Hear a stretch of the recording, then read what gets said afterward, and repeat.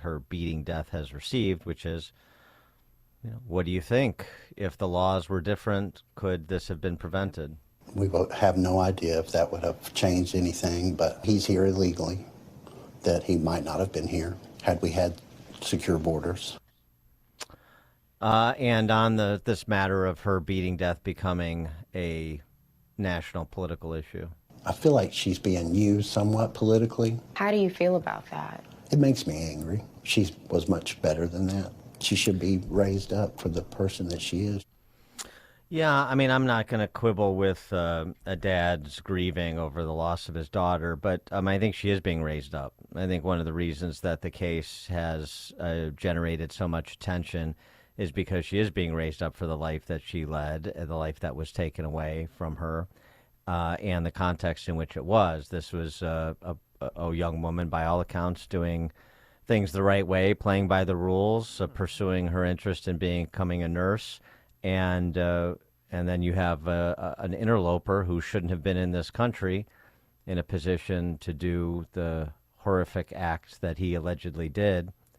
And so you can call it a political football if you want, or you can say she's being used politically if you want. But the way that we understand issues before us is to take the abstract and make it concrete. And stories like the Lake and Riley murder help to, I think, make it concrete in the minds of Americans about just what exactly is on the line here when we talk about border security. 312-642-5600, turnkey.pro answer line, 64636DA, turnkey.pro text line. Yeah, I mean, she was dedicating her life to serving others. She wanted to be work with children, be a nurse in a pediatrician's office. And, the big headline from mainstream media that I kept seeing all day is her murder is being used for political reasons, and her father doesn't like it. He didn't seem, he admitted, yes, the man was here legally, and if we had a stronger immigration system, she would not be alive today.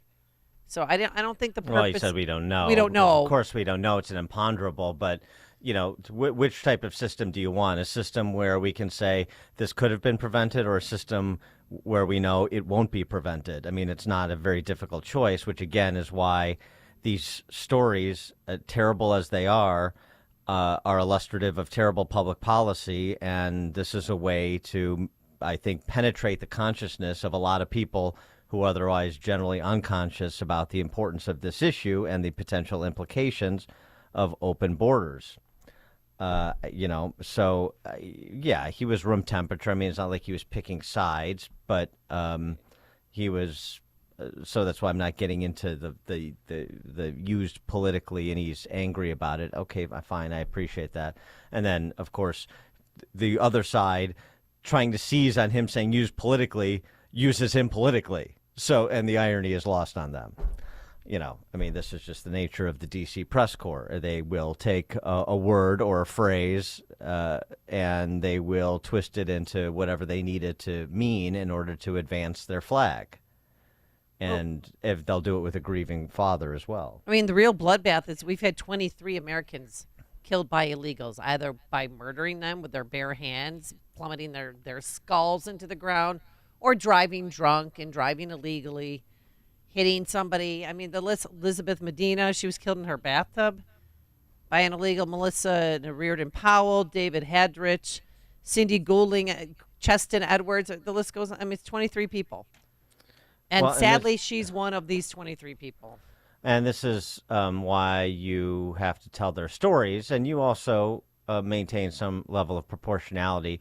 Compare and contrast this to the way that the left tells the stories of police-involved shootings or police-involved deaths of civilians.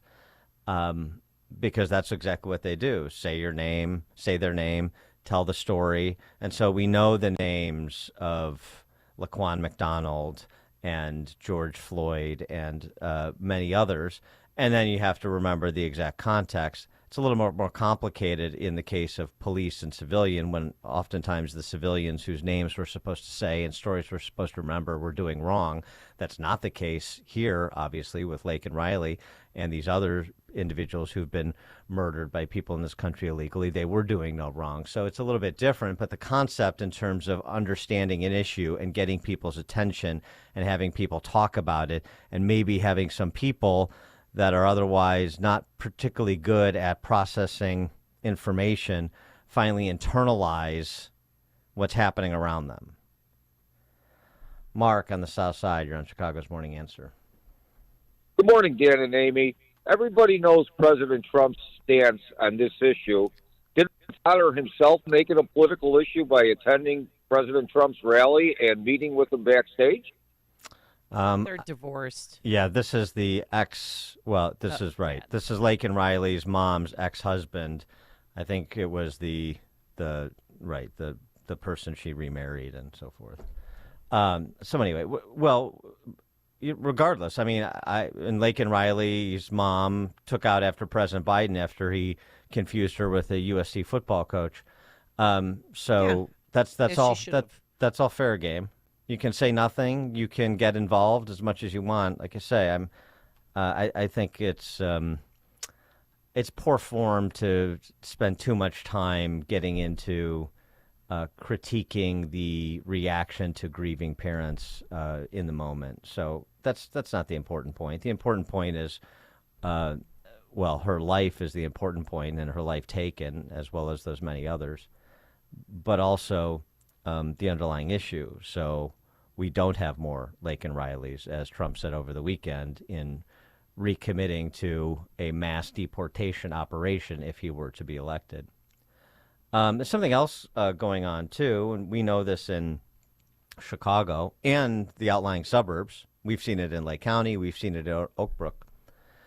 What they're calling in L.A. tourist burglary gangs. What? They're tourists. This is very specific. I love the phrase. So now it's not exactly that we're going from newcomers to tourists. Now they're tourists because they're not tourists. The intent of the left is for them to stay permanently. There's no question.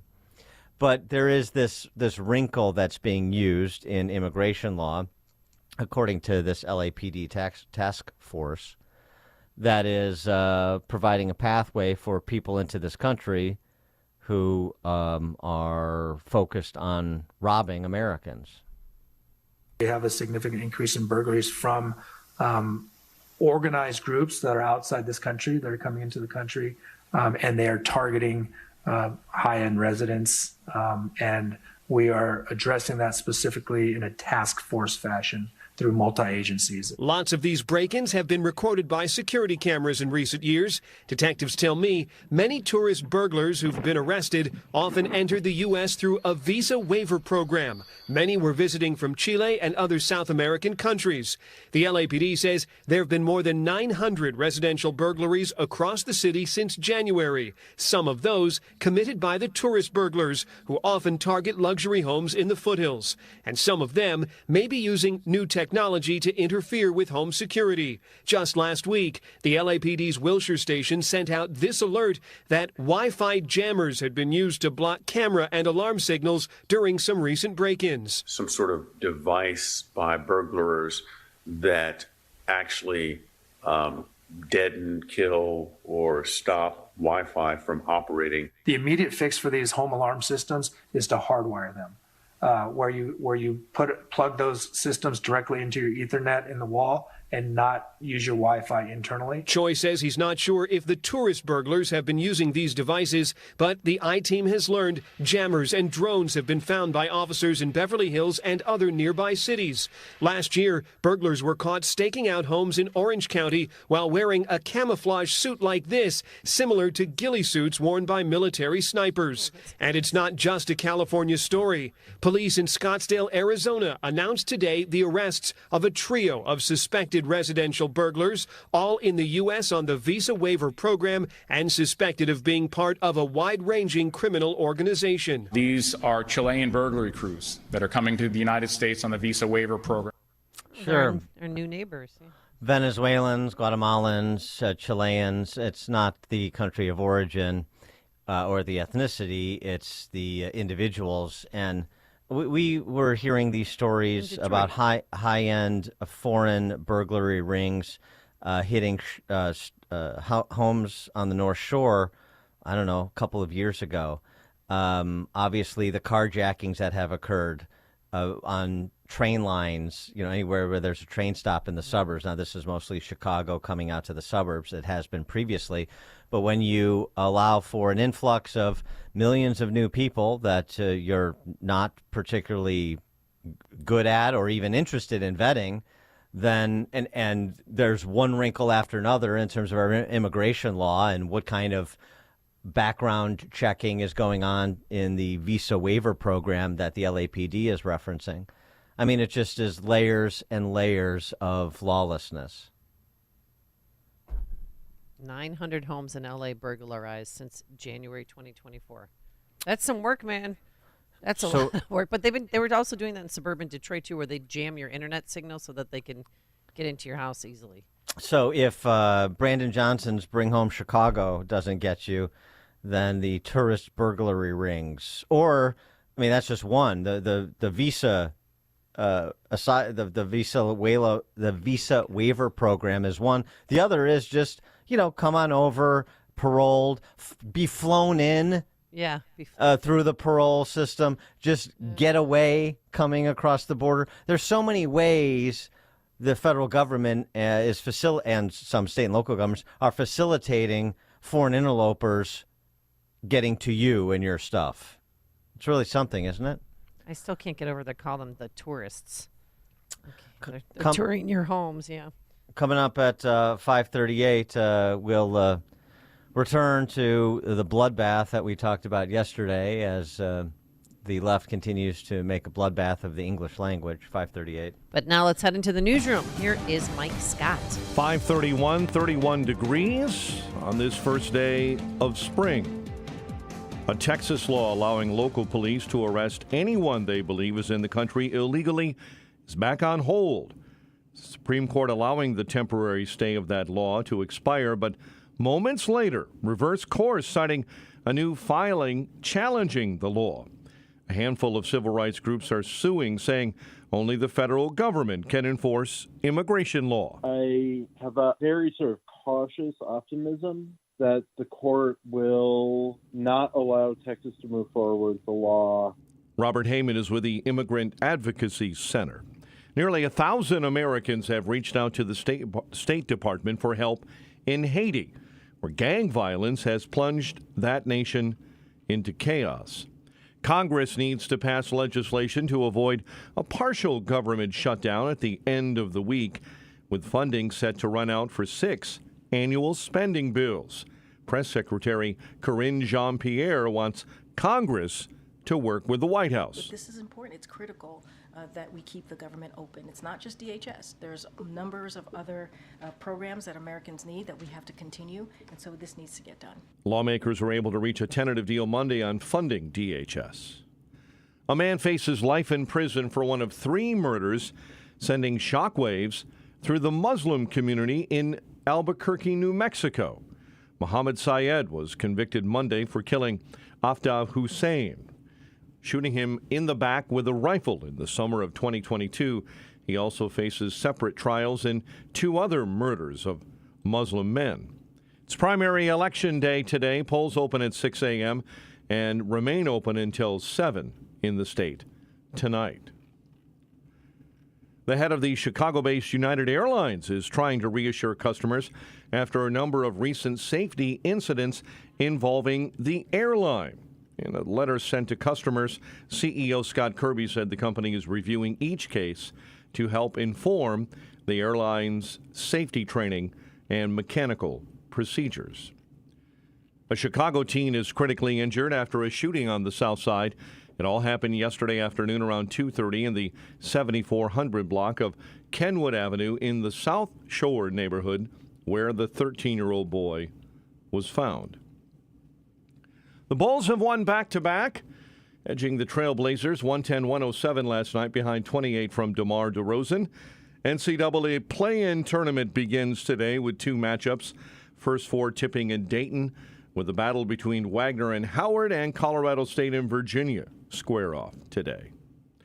White Sox select Garrett Crochet as their opening day starter. Southsiders lost to Cleveland yesterday in spring ball. The news, a service of Dan and Amy 24/7. You can now enjoy uninterrupted programming from Dan Proft and Amy Jacobson around the clock all day, every day. Listen now, Dan and Amy247.com. A check of traffic and weather on the way next on AM 560. Women's sports are under attack in America by those with a radical agenda that seeks to erase the differences between men and women in classrooms, on playing fields, and in locker rooms. No one knows this better than All-American swimmer Riley Gaines. See Riley Gaines live in Chicagoland on Friday, March 22nd, presented by Breakthrough Ideas and the Parents Matter Coalition. Get your tickets at 560theanswer.com/tickets. That's 560theanswer.com/tickets. Sponsored by Opum Tax Advocates and attorney Stephen A. Leahy. A great smile can make you feel happy and confident. So when you consciously conserve your teeth, that glowing smile will show through. At Best Dental Group, Doctors Economos, Gavalis, and their staff are ready to help you create that perfect look or maintain the one you have now. Along with general dentistry, Best Dental Group is a multidisciplined practice with an orthodontist, periodontist, and prosthetic specialists on site. They use the newest breakthroughs in dental technology, such as titanium implants, Invisalign clear braces, and laser treatments. Don't let fear get in the way. They can recommend sedation to make your experience as comfortable as possible. Best Dental Group is located in historic downtown Bartlett and is a multilingual office. Call 630-830-4930. That's 630-830-4930. Or visit bestdental.org. Best Dental Group, sharing your conservative values and helping you to conserve your teeth. AMAC is the Association of Mature American Citizens, an organization who's not only dedicated to America's seniors, but is vital for conservatives of all ages. AMAC stands out by not only advocating for senior issues, but also by pushing for conservative values that affect us all. By joining, you're not just supporting our senior citizens, you're part of a movement defending our freedoms and securing our nation's future. Plus, membership brings you exclusive benefits like discounts on travel, dining, entertainment, and special insurance rates. Regardless of your age, if you're driven to preserve freedom, AMAC welcomes you. This is about uniting youthful vigor with wisdom of experience in our quest for conservative principles. Sign up now at amac.us/fight. And for a limited time, get a free gift membership for someone who shares your love for our great nation. Don't miss out on this chance to make a difference with AMAC. Join today at amac.us/fight and extend the invitation to a friend or family member for free. Hi, I'm Gary Rabine, founder of Rabine Paving and the Rabine Group. I'm a partner of Job Creators Network. I believe that less regulation is important to American freedom and protecting the American dream. Job Creators Network allows me to engage in the fight against job-killing regulations and allows me to network with thousands of other business leaders locally and nationally to grow my business and to fight to protect the American dream. Job Creators Network has been instrumental in winning many battles protecting freedom and small business over the past 10 years, stopping the Biden vaccine mandate and stopping the Biden student loan bailouts at the U.S. Supreme Court. These are 2 amazing wins. The JCN team has taught me that we can make a difference. For $1,500, only $1,500 per year, you can partner with me in Job Creators Network and fight for the American dream. Find us at joinjcn.com. That's joinjcn.com. Partner with me today and join us to fight for our American dream.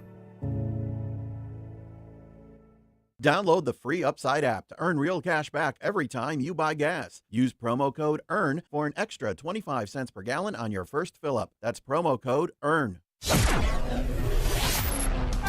5:38, let's get an update on the roads. Team Hochberg Traffic Center time. Inbound Kennedy, 23 O'Hare, into the Burns Circle interchange and climbing right now. Outbound Stevenson, an accident. Stop and go from Central Avenue all the way out to approaching Harlem. 2 cars have spun out and gone into the ditch. Chicago's Morning Answer with Dan and Amy continues next. Your official Chicagoland weather forecast from our QC Kinetics Weather Center. Partly sunny, breezy, a little warmer today. high of 54. Currently mostly cloudy and 31. Your next news update is at 6. Chicago's Morning Answer continues next on AM 560, The Answer. Now, from the Signature Bank Studios, this is Chicago's Morning Answer with Dan Proft and Amy Jacobson. If you're looking for the latest news, insight into what it means, and the sharpest opinion, there's only one station in Chicago where you can turn, and it's this one. We're AM 560, The Answer. Top of the morning, Dan and Amy. Day 4 of the bloodbath. Ever since Trump's reference to the bloodbath, meaning if he is not elected and there is no one to stop China from setting up EV factories in Mexico and flooding the American market with EVs that undercut domestic manufacturers, that there'll be a bloodbath in the auto industry, and that's just the beginning of things, talking about it economically. As we talked about, and you've certainly heard about by now, but that does not stop the other side. And in point of fact, Biden's already up with a new spot on the bloodbath. And of doing in ad form what he did with what they've been doing rhetorically with which is with the comparisons to Charlottesville. We'll get to that in a second. David Beschloss is this. Michael Beschloss. Michael Beschloss is this reputed presidential historian who is routinely on MSNBC. He was our 2022 winner for dumbest comment of the year. Okay. This was in advance of the 2022 elections, the midterm elections, where he said this. A historian 50 years from now, if historians are allowed to write in this country, and if there are still free publishing houses and a free press, which I'm not certain of, but if that is true, a historian will say what was at stake tonight and this week was the fact whether we will be a democracy in the future, whether our children will be arrested and conceivably killed. We're on the edge of a brutal authoritarian system, and it could be a week away. They're killing our children. I remember that, yeah. Mm-hmm. So now Michael Beschloss, yesterday, being prompted by Mika on that insufferable show. But just to give you a sense of where this is and where it will stay between now and November, and potentially after if Trump is victorious, here's the Mika setup. Michael Beschloss, I want to ask you about Donald Trump increasingly sounding like a fascist, a dictator, mimicking them, and using words that are clearly out of the pages of some of the most powerful autocrats or dictators of our time in the world. Absolutely. And I guess the fear is that for some Americans who may not be informed about history, there's that vulnerability that Trump preys upon. And then there are those who are making the choice. And I need to understand that. Is there any precedent? Or is this how fascism works? Are they sucked in and brought in on different terms, whether Trump has something on some Republican leaders or others are just so uninformed they don't care? Is it a mixture? How does it work? Is there a precedent? You ready for the answer in terms of Michael Beschloss trying to explain, many of you listening who are enabling this rise of Trumpian fascism in America? Well, I totally agree with what you've just said, Mika, and that's how fascism and totalitarianism, and in Germany's case, the Holocaust came to Germany, which had been a country where there were big institutions of democracy until, as you well know, the early 1930s. In a way, Donald Trump has done us all a favor because If you and I had been talking, Mika, let's say 20 years ago, and we had been talking about what would have seemed like a very abstract and distant subject of how fascism and dictatorship might come to America, you probably would have been more wiser. I would have said you would have had some smiling person pretending to be a normal candidate like all the candidates for president who had gone before all the way back to 1789. And suddenly, after getting elected, that person would use the enormous powers of the presidency that are given to that person by the Constitution. In a way, Donald Trump has made it easier because when he tells you he'll be a dictator for a day, we all know that dictators don't resign after a day. When he uses the word bloodbath, yes, it was in the context of an automobile industry speech, but he knew exactly what he was saying. When he talks about suspending the Constitution or migrants as animals, you know, this is him. He's telling you what this choice is. So you were asking, Mika, is there any precedent for this? No. I hate it when people treat this race as if it's just one more presidential campaign, you know, with lots of jokes, you know, both sides, you know, flaws in both candidates. Yes, these are two old candidates. One of them is mentally stable, Joe Biden, whom I saw give a great speech at the Gridiron dinner on Saturday night. Donald Trump, if you look at one of his speeches at these rallies, this is not someone who seems to have all of his marbles. So all I'm saying is, apologize for the long answer, but it's important. No. As we talk about this campaign, as it unfolds, we have never seen anything remotely like this in American history. A major party candidate is saying, you elect me, there's going to be dictatorship, bloodbath, violence, retribution against my political enemies. That equals what we saw in Italy and Germany and other places. If Americans do not get that, if they choose that voluntarily, then this country has changed in a way that I do not understand. 312-642-5600, turnkey.pro, answer line 64636, type in DA, then a quick comment. Yeah, it's important you hear the full Beschloss answer. I'd hate to take him out of context. And there it is. The Holocaust, dictatorship. Inciting violence. Violence, vengeance. I mean, Trump explicitly says, you know, my revenge will be success, you know, the success for the American people. But, I mean, that's the sort of stuff that you ignore. The other thing that you very conveniently ignore is, you know, the last 8 years. Oh, they'll say, well, this comment in Charlottesville, which has been completely bastardized and distorted, you know, such that it does not even resemble remotely what he said. Comments here and comments there. How about his 4 years as president, where he was, other than rhetorically, a positively conventional president, as we have said many times before. He didn't do things like ignore a Supreme Court decision on student loan forgiveness. The courts enjoined him from doing some of the things he wanted to do. He had to deal with a Congress that was intractable on some of the things he wanted to do, including when Republicans were in charge and he wanted to get about building a more secure border fence. You know, so I just ask again, you know, so he had 4 years at the helm to establish this fascist dictatorship.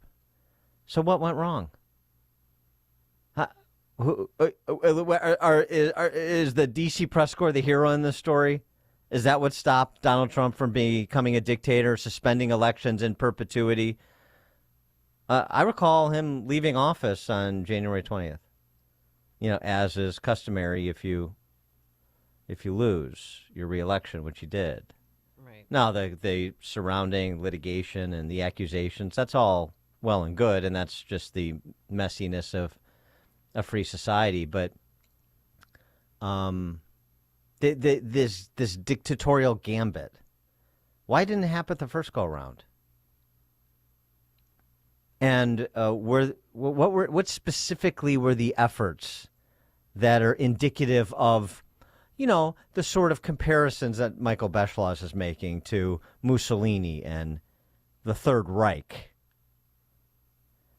But I suppose this is what they think they can and must do, which is to buffalo a big enough percentage of the herd across the fruited plains into believing that this sort of Trumpian takeover of America is in the offing, and you'll be imprisoned, and the people you care about will be gulagged with, and tortured and cast out, or whatever they think. All because somebody uses a word that is so ubiquitous in politics that if it was anybody else uttering it, it would have gone by without any notice. Well, the left has uttered it. I mean, we're not going to play the whole thing, but listen. But as Politico.com reports tonight on the, quote, bloodbath at the RNC. Headlines calling it a, quote, bloodbath. Be a bloodbath. Not only is it going to be a bloodbath, but after they leave New Hampshire, it's a bloodbath on her home turf. Yeah, that's that's really my point. tough. Trump has left a lot of corpses. Goes on and on about there's a bloodbath with Biden and Bernie Sanders. They're Completely prosaic Yep. language, like sports metaphors and war metaphors. But when Trump says it, you're supposed to read it as a code word that he's sending through some Rube Goldberg QAnon device to the masses to alert them that he just wait for my signal, and then the actual blood, it's going to be William Wallace running into the middle of a field in Scott. I mean, it's just so beyond absurd, but this is where we are, beyond absurd. Trump Speaking of which, derangement syndrome is in full gear, folks. Speaking of which, that Trump ad that I mentioned, Yeah. the new Biden ad on Trump, and this is just a directly, you distort what he said in Ohio, so you can compare it to distorting what he said in Charlottesville, and then you throw literally some Nazi imagery in there, and then you got a spot. Now, if I don't get elected, it's going to be a bloodbath, and it's going to be a bloodbath for the country. Jews will not replace us! But you also had people that were very fine people on both sides. Are you willing to condemn white supremacists and militia groups? Proud boys, stand back and stand by. Please rise for the horribly and unfairly treated January 6th hostages. There'll be a lot of pardons and commutations of January 6th defendants. Yes, absolutely. Tell your supporters now, no matter what, no violence. And it's going to be a bloodbath.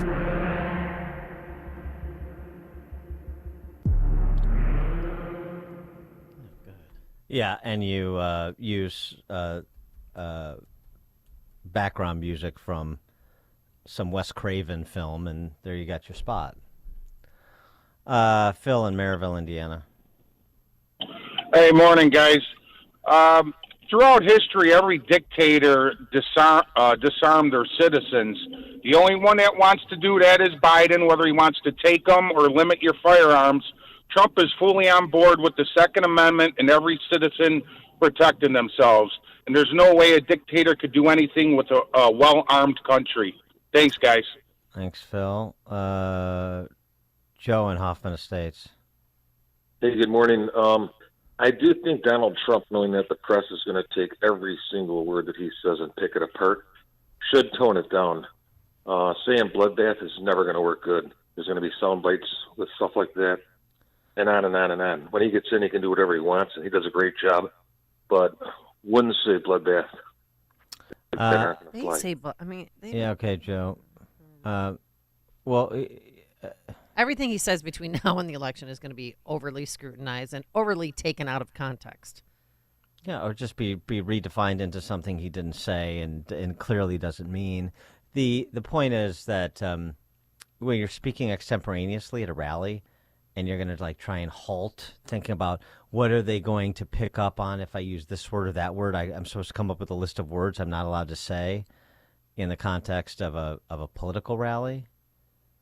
No, that's not the way to do it. And it's not possible for him to avoid this sort of manufactured hysteria from the press corps. It's just not possible. Tone it down. First, and also, too, it's not possible for him to tone it down. That's not who he is. Right. So it's not going to happen. That's the one thing that will not happen. So the question is this going to be good enough for Biden to pull out a victory? And I don't think so. I don't think so, particularly as the pushback and the appropriate ridicule was instantaneous from sensible people. And it persists even as they run into day 4 and day 5 and day 6. And I'm sure we'll see more ads. This will be referenced in the context of the next thing he says that they distort. So then they can have the distorted bloodbath comment, the distorted fine people comment from Charlottesville, and the next one. And so, yeah, you say it's building your case, but again, there's some lived experience here. Let's not forget that most of the American people that are not riveted to Morning Joe recall Trump's presidency. And what they're suggesting he is and what they've come to believe he is, the American people, are two different things. They might find him crude or vulgar or don't like his personality or don't like this policy and that. But, I mean, you have to go to some very sanitized, siloed places like the newsroom at MSNBC, propaganda room, probably a better description, or some wealthy white leftist enclave in a metropolitan area to get and be in rooms with people that have meaningless advanced degrees to get the sort of belief that they're going for with this line of argumentation in these spots. That's not what. If that is not the weak underbelly of Trump's electoral prospects in November, the weak underbelly is if he gets convicted in Manhattan. But, well, that's a topic for another segment. Rich in Indian Head Park. Good morning, Dan. Good morning, Amy. What I wanted to say is the Democrats should never use the term misinformation because they misinform the people every day by twisting and lying about statements that are made that are truthful, and they turn them around to make them that they're not. And so that's why I think they should never use that term misinformation because they're the biggest offender of it. Thanks, and have a good day, guys. Thanks for the call, Rich. And the other thing, too, is this is an opportunity to do a little jujitsu here and boomerang this on the left to remind people who they are, to Rich's point about the purveyors of misinformation. They're also the censorious set. And this is the point that Michael Schellenberger made on Jesse Waters' program yesterday. I think what really concerns me, though, has been the involvement of the intelligence community. You know, we reported on and spoke to you a few weeks ago about the role of the CIA in creating the Russia collusion hoax to investigate and really impugn the Trump campaign. We start to see that with the FBI, the Department of Homeland Security. So it's really the marriage of those two things that really has me concerned, which is that they're going to start weaponizing the federal government against the American people as a way to, you know, try to engage in politics. But even more, you know, you see the victims of it, people being put away for really absurdly long times in jail and prison for participating in things like January 6th, far longer sentences than people are getting for violent crimes in places like California and New York. So, Mike, we saw what basically happened with the rise of the censorship industrial complex in reaction to Trump was the U.S. intelligence community using tools that they had used to wage psychological operations abroad, turning them against the American people in a counter-populist effort. Huge amounts of evidence at this point involved people at the Department of Homeland Security, British military, American military. So that's what worries me, is that this is all pretext of a larger campaign to essentially to turn Americans against each other and for Americans to start to see Trump supporters as a violent threat to democracy. Well, there's no question that's what it is. Everybody voted for Trump as an insurrectionist and is responsible in some material way for what happened on January 6th. Yeah. That's been the basis for the last 3 years. But that other piece of it, too, and we've got this against the backdrop of the Supreme Court case, the Missouri versus Murphy case, oral arguments yesterday, the censorious nature of the left, the collusive arrangement between the federal government and social media, and I would say old media, too, in D.C., this is an opportunity to remind the American people of that unholy arrangement and what that portends for a free society. So I was glad to see Michael Schellenberger raise it. More should. All right, coming up on Chicago's Morning Answer. At 6:06, speaking of those oral arguments, We'll hear a couple of important exchanges, one with Ketanji Brown Jackson, the other with Samuel Alito at 6:06. And it's election day. Anybody pulling a Democratic primary ballot? But now let's head into the newsroom. Here is Mike Scott. Good morning, Mike. Polls open at 6 a.m. and remain open until 7 o'clock tonight. A candidate for Illinois' 19th Senate District in Will County finds out her name isn't on some ballots. Federal prosecutors reveal that they plan to call ex-Chicago Alderman Danny Solis as a witness in former Illinois House Speaker Michael Madigan's corruption trial in October. WIND Chicago News Time is 6 o'clock. The polls are opening in Ohio.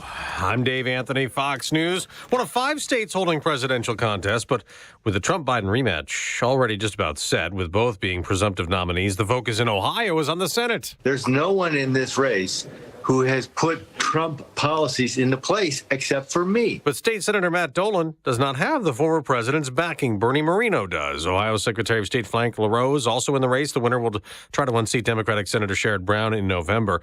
Of course, also there are contests in Florida, Kansas, Illinois, and Arizona where President Biden will go after stops in Nevada today. The president carried Nevada and Arizona by slim margins 4 years ago in his re-election campaigns, as those western battlegrounds are core to pathways to 270 electoral votes. Still, a recent Fox News poll shows President Biden trailing former President Trump in Arizona by 4 points. Fox's Jared Halpern. Former President Trump has stirred things up again, saying Jews who vote for Democrats hate Israel and their religion, amid criticism from the left over U.S. support for Israel in the war in Gaza. Yesterday, President Biden spoke to Prime Minister Benjamin Netanyahu, who will send a delegation to Washington to discuss Biden concerns over a looming offensive against Hamas in an area of Gaza where a lot of Palestinian civilians are sheltering.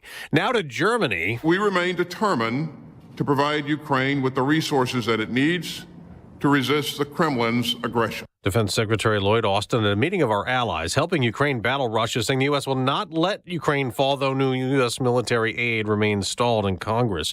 As more Americans try to flee Haiti, at least 12 people are dead as gang violence grows in the capital to wealthy areas of Port-au-Prince. Crowds gather around bodies that litter the streets. The upscale neighborhood of Pétionville might have thought it could escape the violence. A distraught resident calls people of Haiti wake up. That's Jonathan Savage. America's listening to Fox News. 31 degrees in Chicago at 6:02 on AM 560. The Answer. Good morning. I'm Mike Scott. It is primary election day. Polls are open and remain open until 7 o'clock tonight. A candidate for Illinois' 19th Senate District has found out her name isn't on some Will County vote-by-mail ballots. But it's not just her name that was missing. The ballots were missing for the entire race. Charlie Pauke, the chief of staff for the Will County Clerk's Office, says it happened on about 60 faulty vote-by-mail ballots, but new ballots, he maintains, were sent to the affected precinct. Not a case of an error on the part of the election authority. That was a case of a court order saying, as of this date, remove this candidate. In other news we're following, federal prosecutors revealed this week they plan to call ex-Chicago Alderman Danny Solis as a witness in former Illinois House Speaker Michael Madigan's corruption trial in October. A Chicago teen is critically injured after a shooting on the South Side. It happened yesterday afternoon around 2:30 in the 7400 block of Kenwood Avenue in the South Shore community. On Monday night, the Flossmoor Village Board officially voted to terminate Police Chief Gerald Jones. The vote came down to a 3-all tie, broken by the mayor in favor of the firing. We will respond to Chief Jones's allegations through the appropriate legal channels, and I am confident that when we are able to share all of the facts with you, the community will be supportive of our actions. Michelle Nelson again alleged serious operational and administrative lapses under Jones's watch. Jones has said he would be willing to drop a federal civil rights lawsuit if the village publicly apologizes and gives him his job back. Bulls beat the Trailblazers 110-107. NCAA play-in tournament begins with a couple of matchups. The first 4 tipping in Dayton with a battle between Wagner and Howard, and then Colorado State and Virginia. The White Sox select Garrett Crochet as their opening day starter against the Tigers. Southsiders lost to Cleveland in spring ball yesterday. The News is a service of In Grace with Pastor Jim Scudder Jr., now heard on Sunday morning at 6:30 on AM 560 The Answer. A check of traffic and weather is on the way next on AM 560.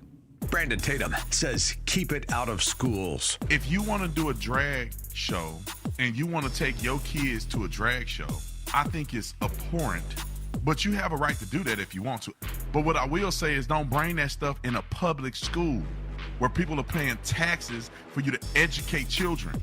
The government should not endorse stuff like that. The Officer Tatum Show, weeknights at 8, right before Sean Hannity at 10 on AM 560. The Answer.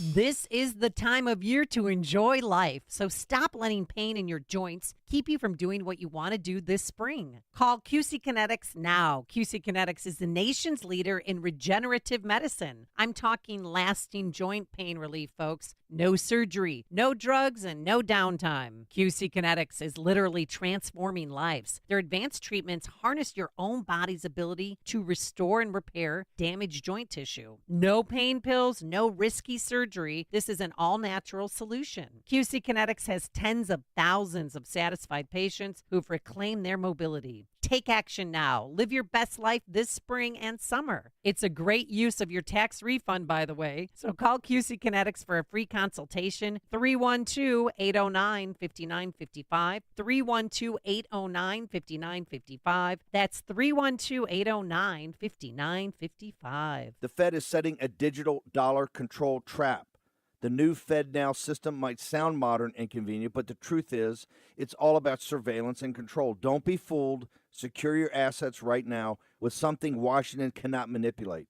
Hi, Stephen K. Bannon, former advisor to Donald Trump. And in these times of uncertainty, I believe the best way to defend your savings is to use tangible assets, which is why I recommend a physical gold IRA from Birch Gold Group, because gold has a 5,000-year track record as the ultimate guardian of wealth. To find out more, get your free info kit on gold IRAs from Birch Gold Group by texting the word PROTECT to 989898. Birch Gold is the only gold company I trust, so text PROTECT to the number 989898. Text PROTECT to 989898 to get your free info kit on gold IRAs. There's no obligation or purchase required. Message and data rates may apply. In the fast-paced rhythm of life, where demands can be relentless and time is precious, prioritizing your well-being can be hard. Not to worry. Balance of Nature fruits and veggies supplements are convenient and easy to add to any schedule. Paired with eating more fresh produce, regular exercise, and a positive mindset, Balance of Nature fruits and veggies supplements can help you keep your rhythm.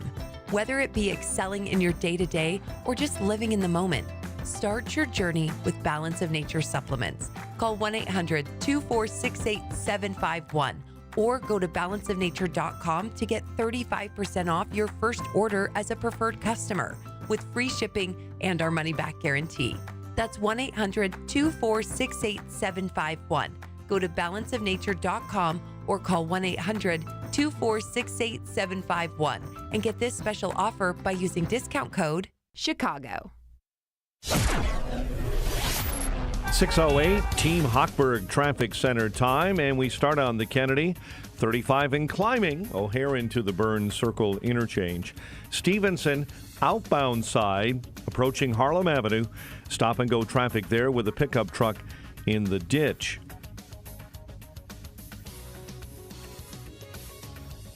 No problems on the toll roads. We're checking DuSable Lakeshore Drive for you. You've got delays already northbound between Marquette and Hayes.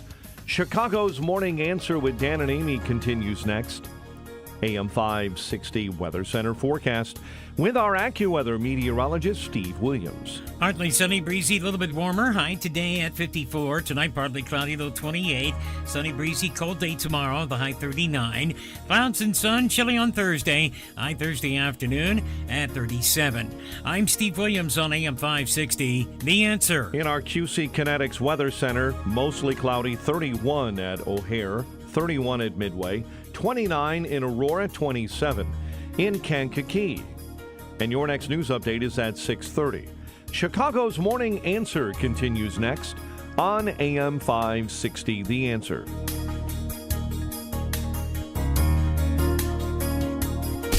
Now, from the Signature Bank Studios,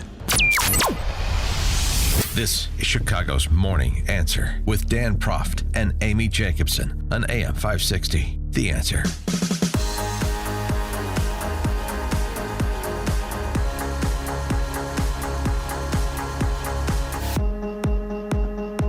Top of the morning, Dan and Amy. So, as we mentioned last hour, oral arguments in the Missouri v. Murthy case. This is a big one. This is the First Amendment case that deals with the federal government's collusion with social media platforms to suppress what they would call misinformation, what we might call dissenting viewpoints. So there were some really, there was two, I think, critical exchanges yesterday in the Q&A, the oral arguments involving the representative parties, attorneys generals from several states, and then on the one side, the federal government on the other side. Also, party to this case are our friends Martin Kulldorff and Jay Bhattacharya, since they were some of the targets of the federal government's direction to social media companies to suppress uncomfortable questions about COVID policies, the COVID response, in part. So let's start with Ketanji Brown Jackson. This is an exchange between KBJ, the smartest person on the high court, according to Joe Biden. Right. Yeah, that's right. He made that declarative statement the other day. Mm-hmm. But you can't answer what a woman is.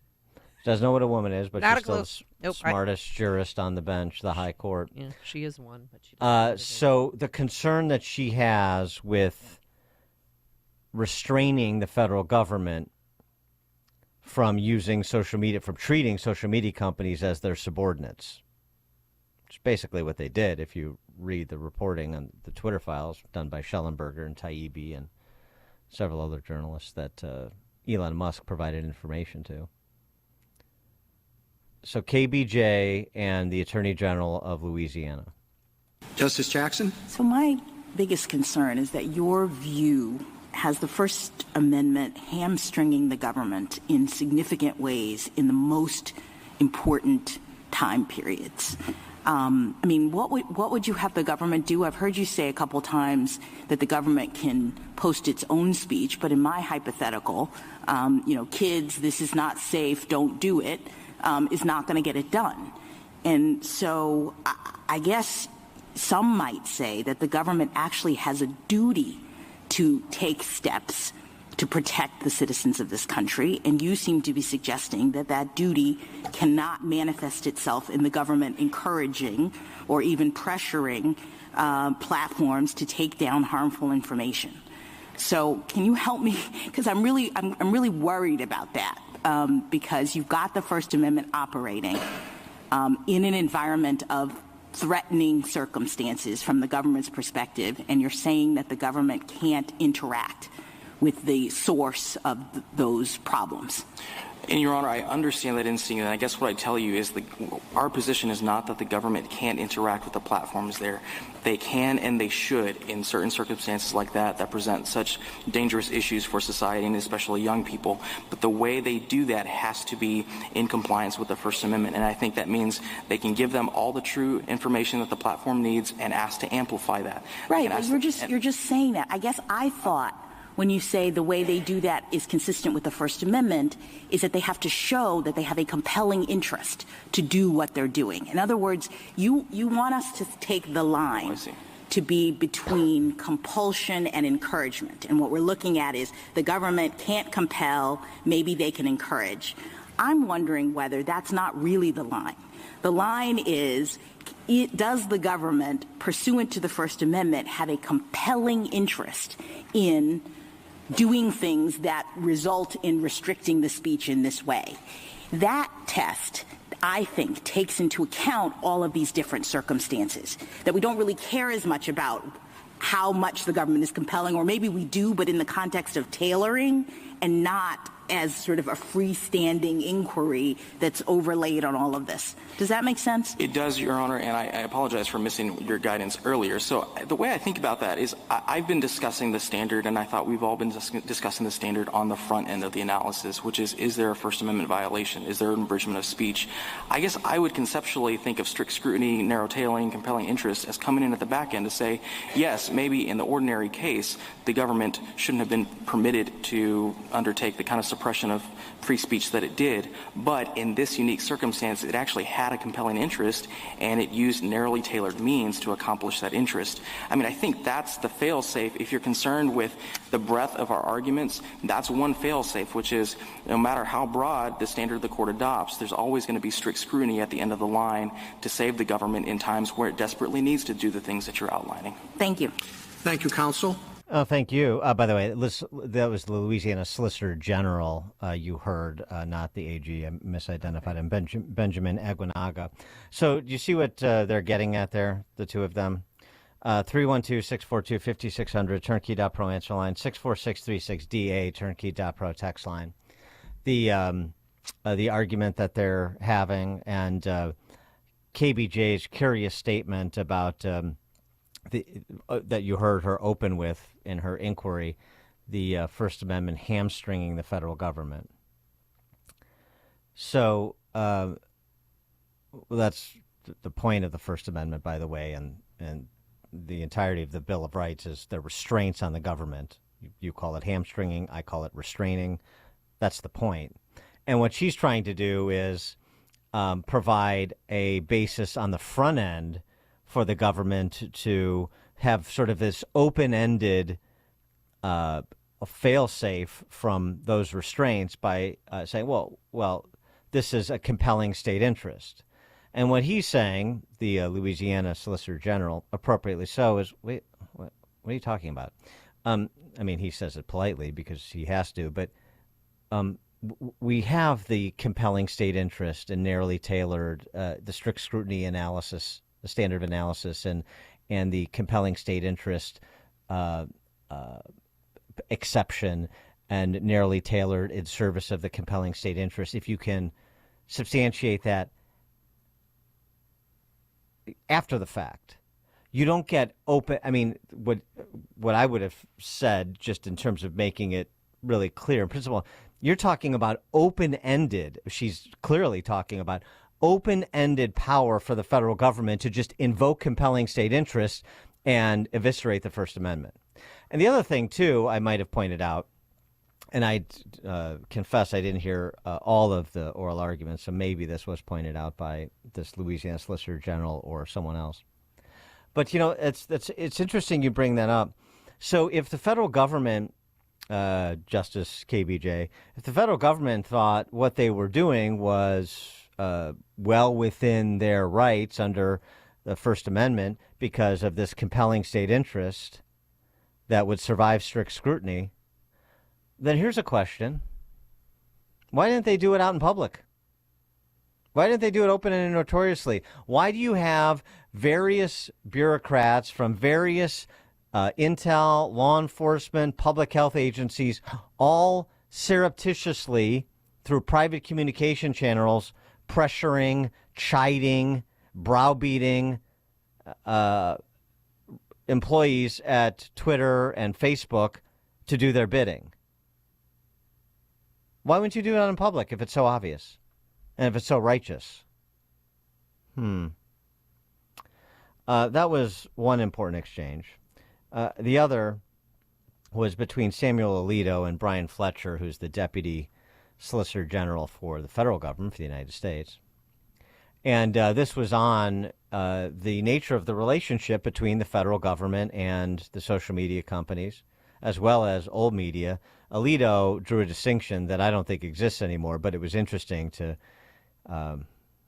hear his perception as opposed to, I think, the reality that maybe we know a little bit better out here in the hinterlands. Very interesting exchange that points to something that we've talked about through the entirety of the Twitter file saga, which is the federal government cannot outsource to a private entity the job of doing something that it cannot do directly. Well, they were so close. Remember, they considered each other coworkers in one of those emails that was released, because they worked so closely together. Yes, and the all FBI the time was is censoring, social media posts. And the FBI is paying for overtime for Twitter employees, and I mean, yeah, that's party together that's pretty close. All right, here's Alito and Fletcher. Exchanged between the White House and other federal officials and Facebook in particular, but also some of the other platforms.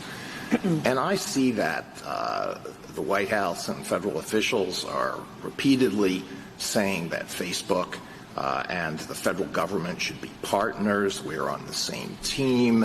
Officials are demanding answers. I want an answer. I want it right away. When they're unhappy, they curse them out. There are regular meetings. There is constant pestering of Facebook and some of the other platforms, and they want to have regular meetings. And they suggest, they suggest rules that should be applied, and why don't you tell us everything that you're going to do so we can help you and we can look it over. And I thought, wow, I cannot imagine federal officials taking that approach to the print media, our representatives over there. If you did that to them, what do you think the reaction would be?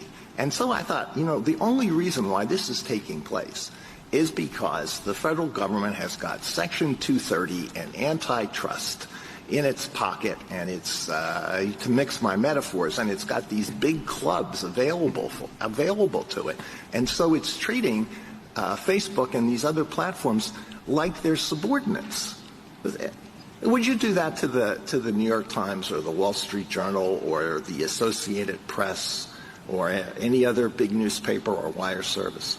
So there's a lot packed in there. I want to give you one very specific answer first, and then step back out to the broader context. So specifically, you mentioned demanding an answer right away and cursing them out. The only time that happens is in an email that's about the president's own Instagram account. It's not about moderating other people's content. Okay, well, put that aside. There's all the rest. Constant meetings, constant emails. We want answers. Right. We're partners. We're on the same team. Do you think that the print media regards themselves as being on the same team as the federal government, partners with the federal government? So potentially in the context of an effort to get Americans vaccinated during a once-in-a-lifetime pandemic. And I really think that piece of context, it doesn't change the First Amendment principles, but it's relevant to how they apply here. And I think it's important to understand that at this time, this was a time when thousands of Americans were still dying every week, and there was a hope that getting everyone vaccinated could stop the pandemic. And there was a concern that Americans were getting their news about the vaccine from these platforms, and the platforms were promoting, not just posting, but promoting bad information. I understand all that, and I know the objectives were good. But once again, they were also getting their news from the print media and the broadcast media and cable media, and I just can't imagine the federal government doing that to them. But maybe I'm naive. Maybe that goes on behind the scenes. I don't. But it struck me as, wow, this is not what I understand the relationship to be. That's all.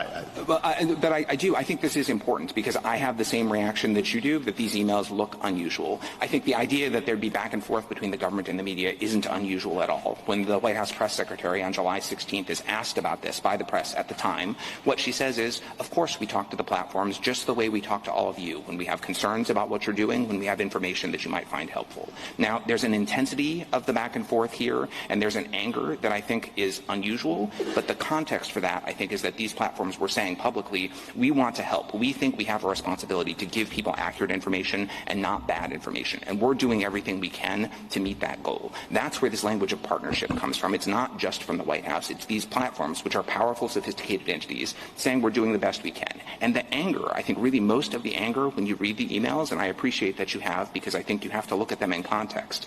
The anger is when the officials think that the platforms are not being transparent about the scope of the problem, or aren't giving information that's available. The platforms aren't being transparent. Oh, that's rich. Oh boy. So here's the bottom line. If I could bottom line that for you, it was okay to abridge people's First Amendment rights through using a cutout in the social media companies because they were saving lives during COVID. 312-642-5600, turnkey.pro answer line, 64636-DA, turnkey.pro text line. You want to hear an argument for autocracy. You just heard it from KBJ and from Solicitor General Brian Fletcher. For all this talk about the end of our liberties under Trump and so on and so forth. I mean, good grief. You know, meanwhile, back at the ranch, you have these new Marxists coming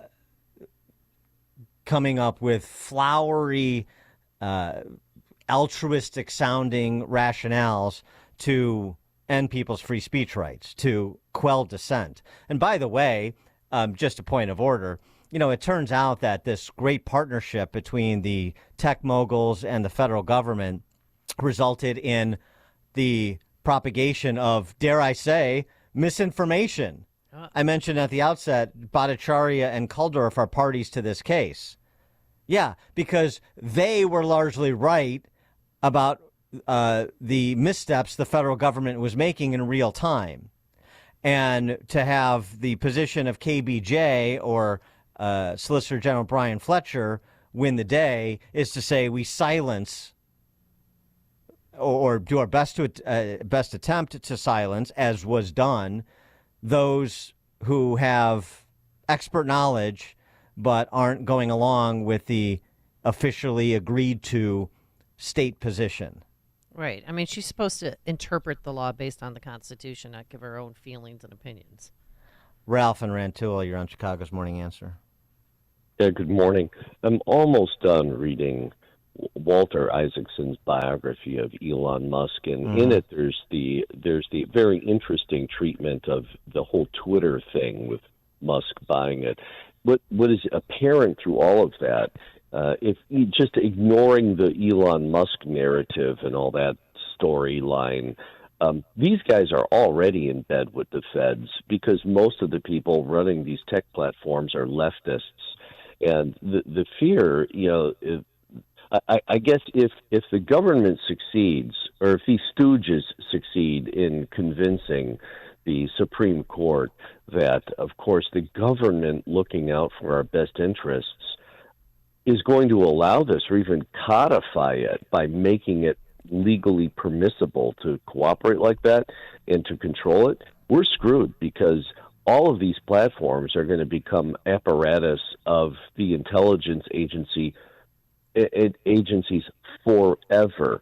And that's part of the whole furor over TikTok. These social platforms are very, very effective at convincing and moving weak minds to believe and do what they want, especially when it comes to voting. All of the suppression of the stories, the hidden algorithms, the use of censorship by AI, and all of the technology behind the scenes, people don't get it. They're already being manipulated and stooged up by all this stuff. If we can't separate this and make it illegal for this cooperation, we're going to have a really misinformed populace as the official position. No question. Thanks for the call, Ralph. I mean, we're going to be back to Cato's letters, passing pamphlets around the town square, while misinformation with the state's officially licensed propaganda moves at the speed of the internet. Right. That's exactly it. I mean, it's really something. By the way, it's also interesting. I mean, Sam Alito needs to get up to speed a little bit. He's when he said maybe I'm being a little naive. Justice Alito, you are being a little naive if you think the D.C. press corps is not in partnership with the state, that this is not big government media, not just in D.C., but in all the urban outposts around the country, too. So perhaps this is, I mean, I think that the Supreme Court is not going to go along with the state's argument here, thanks to the composition of the court. But this sounds like there's a little bit even more of an awakening going on for people like Alito, just in terms of how embedded the supposed fourth estate is with the actual state, that it does not serve as a bulwark against the state anymore. It serves as its comm shop. That's something that Alito clearly doesn't understand, and maybe it's starting to come into focus for him. Frank and Lamont. Hey, Dan. Hey, Amy. You know, I cringed when I heard her say the First Amendment was an impediment to the federal government, because, Dan, they're attacking the Second Amendment. What's next, the Fourth? The one where we have a right to not be illegally searched? How about the Fifth? To not incriminate myself? Or how about my right to an attorney? Which one's next, Dan? Which is the next one to impede the federal government? Right. You don't want to hamstring the federal government. That's the worst thing we we don't can want do. to. We don't want to. With some nonsense like needing an attorney or the right to a speedy trial. It's insane. Thank you. Thanks, Frank. Joe, Arlington Heights. What was missing from the conversation is, after the fact, what if we find out the government was wrong, how much damage was done? I posted something on LinkedIn about the Great Barrington Declaration and an article about the Wuhan lab very early in the process, and they took those down. Those are, and guess what? Both those things turned out to be true. Yep. Of course they did, which is why, and maybe KBJ and others would like to be reminded why Brandeis said that the cure for speech you don't like, I'm paraphrasing, is more speech. Why Robert Jackson said in West Virginia versus Barnett that compulsory unification of opinion achieves only the unanimity of the graveyard. They're treading on some real fine lines here, at least those justices who are sympathetic to this government arrangement with media companies to do its bidding illegally, unconstitutionally. All right, coming up on Chicago's Morning Answer. At 6:36, our friend Jim Urio joins us. We'll talk a little bit of local politics on this election day with him, considering the Bring Chicago Home amendment is on the ballot, the implications for the real estate market in Chicago were that to pass. We'll start there with Urio at 6:36. And the new rules for real estate agents. But now let's head into the newsroom. Here is Mike Scott. We're at 6:31, 30 degrees this morning. And word from Hong Kong, where lawmakers there unanimously passed a new national security law that grants the government even more power to quash dissent in that southern Chinese city. The legislation is seen as the latest step in a sweeping political crackdown that has been urged by the Chinese Communist Party following pro-democracy protests in 2019.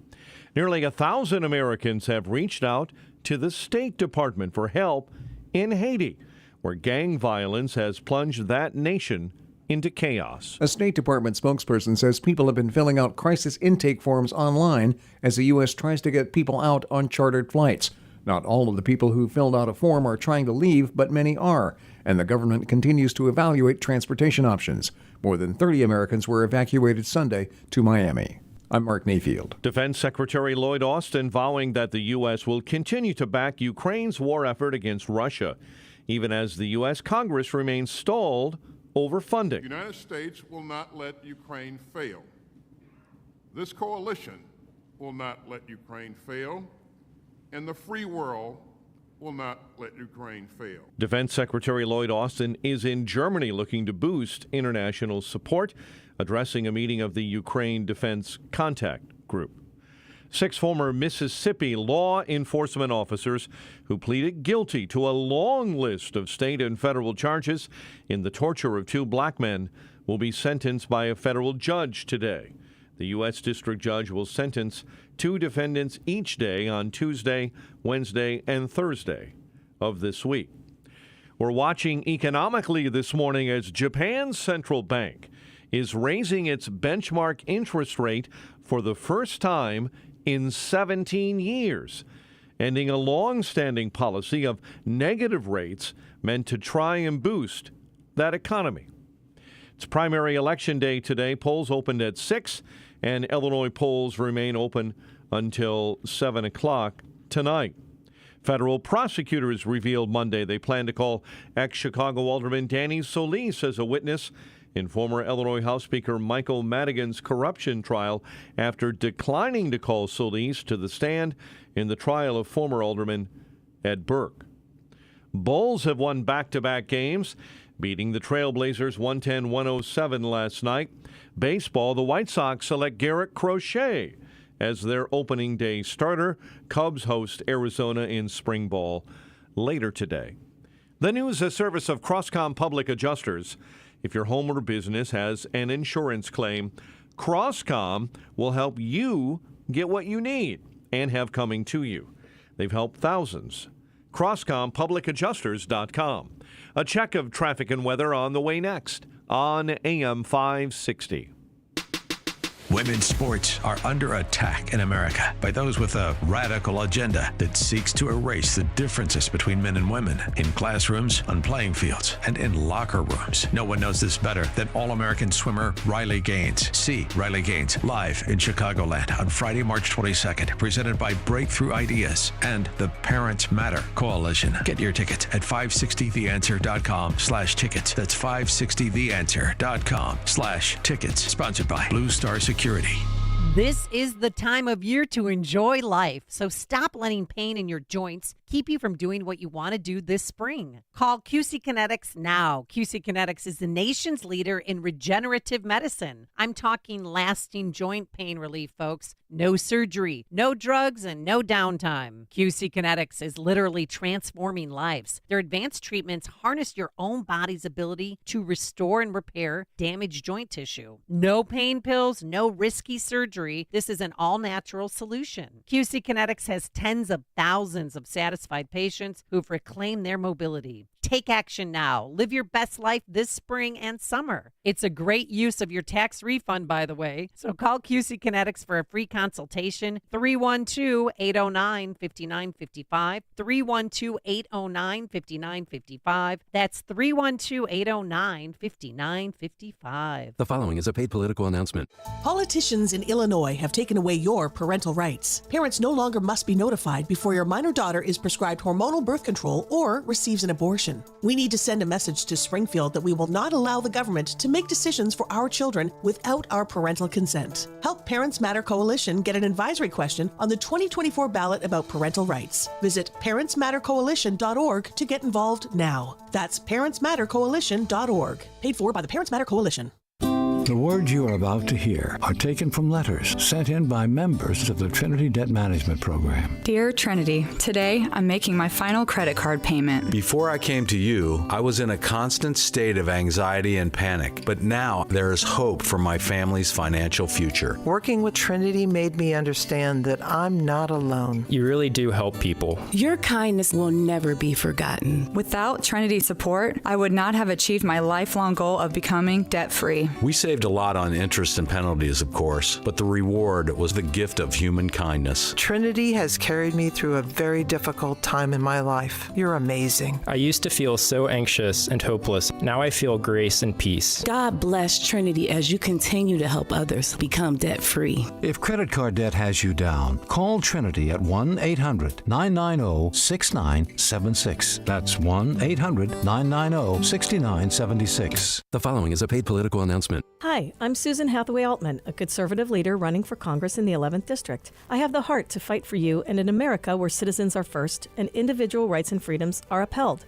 My common sense, practical approach comes from 30 years as a prominent corporate business leader. And as a catalyst for Congress to work together, I'll tackle inflation, border crisis, safety issues, academic excellence, and more. Go to SusanForCongress.com. Early voting open now. I'm Susan Hathaway Altman, and I approve this message. Paid for by the Susan for Congress Committee. Don't let a cold, sinus infection, or allergies ruin your day. Breathe easier, sleep better, and feel healthier with Navage. Visit Navage.com, Walmart, Walgreens, CVS, or a store near you. 6:38. Let's get an update on the roads. Team Hochberg Traffic Center time is a service of Discover. If you like using debit over credit, shouldn't you also get rewarded?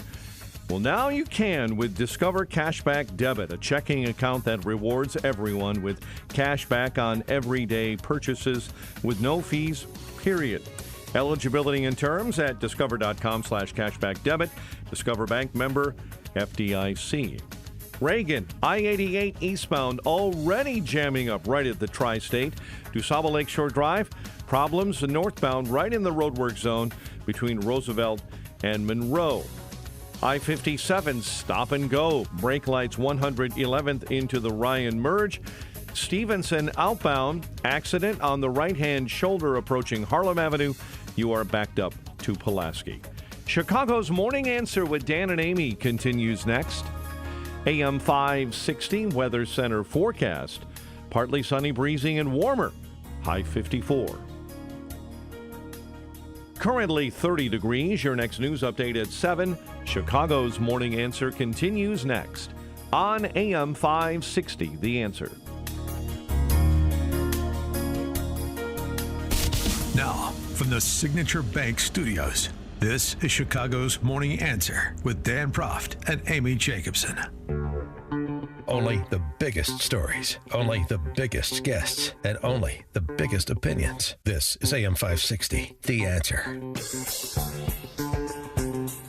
Top of the morning, Dan and Amy. Oh, yeah, it's Election Day.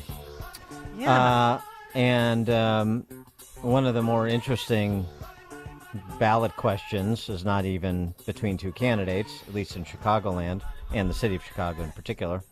It's, of course, the Bring Home Chicago referendum that's been placed on the ballot by BLM Brandon. It would change the real estate transfer tax rates for people selling homes for more than $1 million versus those selling homes for less than $1 million. So properties under $1 million currently account for about 95% of all sales, home sales in Chicago. They will see a decrease in the real estate transaction tax owed. It'll go down from 0.75% to 0.60%, which is a 20% cut. Sales over $1 million will pay a 2% rate on the portion that of the sale that's over $1 million, which is more than 2.5 times what they pay now. And then if you go 1.5 million more than 1.5 million, you'll pay 3% on the portion that's over 1.5 million, which is about 4 times the current rate. Simple majority approves it, and then we soak these rich ne'er-do-wells with their million and multi-million-dollar mansions so that we can solve the homeless problem and provide adequate housing for the estimated 68,000 homeless people in Chicago. That's the promise. Anybody believe that? I mean, what a bunch of bog. And then the CPS or CTU says no, but part of that too is got to house homeless or help house Chicago public school teachers who can't afford to live in the city. Please. So we're building Chicago public school teacher housing too. Right. And then they say it's to house the homeless. Well, guess who's homeless? People who are here illegally. And on Friday, kids left school by the hundreds. And CTU kept saying, oh, no, we're not telling them how to vote. Oh, really? Thank you, Craig Wall from Channel 7. They help with like the homelessness on the streets and stuff and make housing more affordable. Did your teachers encourage you to vote for it? Yes. Okay. Well, of course they did. They're chanting the slogans of the left as they're taking the kids on their march to the polling place. But real subtle. But here's, and if you don't like it, oh, you got a problem with it? Every vote matters. It was billed as a nonpartisan parade to the polls. We are asking you to give us an opportunity to tell our story. It will cost $50 billion and 3 cents. Where's the Civic Federation Committee? Where y'all at? Where y'all table? Yes, it will. And so what? That's audacity. That is audacity. That's Stacey Davis Gates at the City Club a couple weeks ago talking about the next teacher contract and making light of it. It'll cost $50 billion because who cares? Whatever amount of money we want, that's what we're going to get. And so what? Yeah. So what if we take the kids to school, from school to the polling place, and we're feeding them the same bilge on the way to the polling place that we feed them in the classroom? So what's the difference? So what? So what's your problem? So what? So what if we want to crater the housing market in Chicago? Certainly the housing market over $1 million, which not as much as it used to be in the Biden era. But anyway, I digress. The point is, so what?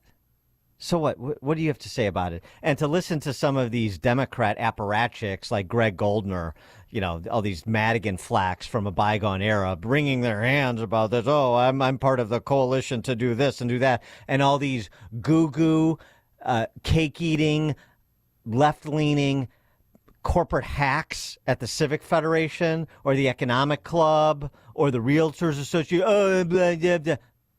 So what? So you don't like it? Well, Mrs. Audacious is in charge. So what about your opinion? And that's what's going to happen today, by the way. Do you think it's going to pass? 100%. Okay. I was going to vote for it because I wanted to screw my liberal neighbors, but now I'm voting against it. And I'm going to have a because Democratic why? ballot. Because you don't want to. Because I don't want to be part of yourself? watching Rome burn. It doesn't affect me. My house isn't worth $1 million. No, well, it's certainly not going to be if you don't sell it soon. Maybe a couple of years ago. Last year, it was worth $210,000 more than it is worth now. Who was telling you? You and Sean, and don't start with me, please. Yeah. No. Well, all right. Okay. All right. For more on this and other Econ 101 case studies, we're pleased to be joined by Jim Urio. And don't start with me, Jim. Host of the Future's Edge podcast, owner of Branson Palatine. Well, I think I've also told Jim to sell Branson Palatine, sell his compound in Palatine, get the hell out of here, too. But anyway, Jim, thanks for joining us. Appreciate it. Thank you for having me. Some other things you talked about just kept bringing up one thing in my head. Studying economics since college and then having that be my career, there was always the concept of unintended consequences of stupid economic policies. Every vector is pointing the destructive, toxic direction. You have to start thinking it's not unintended anymore. So what will happen if they pass this thing about the $1 million transfer tax? Money goes to where it's treated best. A state should be welcoming with open arms wealthy people. The second you start to look at them like they're the criminals, you push them away, and you're already pushing them away. So this just accelerates the demise of our state. The whole thing is asinine. And what's next will be the city income tax, or because you have to fill federal, state, and then city tax will be next. Well, we need to build that. Detroit too. Yeah, we need. This is $100 million, which, by the way, just to give you sort of some proportion here, this what's the name of this Lincoln Park homeless shelter? outfit? Next to the Episcopal Church. Care for Friends. Yes. Care for Friends. They just broke ground on a $9 million essentially homeless shelter for the unhoused, facility for the unhoused, whatever you want to call it. My understanding is it doesn't have living quarters. It provides like health care and food and so on and so forth. And that's all fine. But $9 million. And Brandon Johnson is going to take another shot, wants to, if the voters probably join him, and they probably will, take another shot at the real estate market in Chicago, because, by the way, this also applies to commercial, not just residential. Right, business owners. My God. So he's going to take another shot. I mean, for $100 million that he thinks is going to house 68,000 people, the whole thing is completely fiction. It's completely fictional. Yeah, but you know what? So what? Just like you were saying. Yeah, so what? And so what?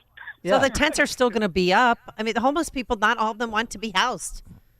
I mean, I say this till I'm like blue in the face, and people don't spend time at a homeless shelter, meet these people. I did for a year. I met them. I was with them every Tuesday night for Tuesday night supper. They don't want to be housed. It doesn't matter. The government will give them what they want to give them. Here's the thing that amazed me, because the homeless shelter, and that obviously that topic leads in with the migrant. I love it when they call it the migrant crisis, the crisis that they could stop at any moment, the crisis that the media and the government has pushed on us for the last however many years. But they call it this crisis, and it's breaking apart, it seems, their voter base, but they don't care. The hubris to me is amazing. It's almost like they don't have a care in the world about them being out of office. And that's when you break down, and you did it eloquently, that's so what. What she means is, so what? We have everything in place to remain powerful in this state, and it's way beyond your petty little pointing fingers at us and saying we're doing it wrong. So what? So the whole thing is unbelievable to me. Yeah, that's exactly what it is. That's exactly the message that she's communicating. Yep. All right, let's scale this to national and international economics. You heard maybe in Mike Scott's newscast that the Japan Central Bank is going to increase rates for the first time in 17 years. Is that any sort of canary in the coal mine about global inflation? No, I don't think so. Japan, we looked at Japan for a long time, and they had a deflationary spiral for 30 years. So they used the opportunity of a locked-up supply chain to throw a ton of money in the system to try to get themselves inflation. And they were successful at it. Not great, but they got themselves some inflation. But the point of this move today to take rates from negative to positive, the market, the Japanese yen is still weaker on the day, just today, meaning the market doesn't believe that Japan is really going to start yanking rates up really high.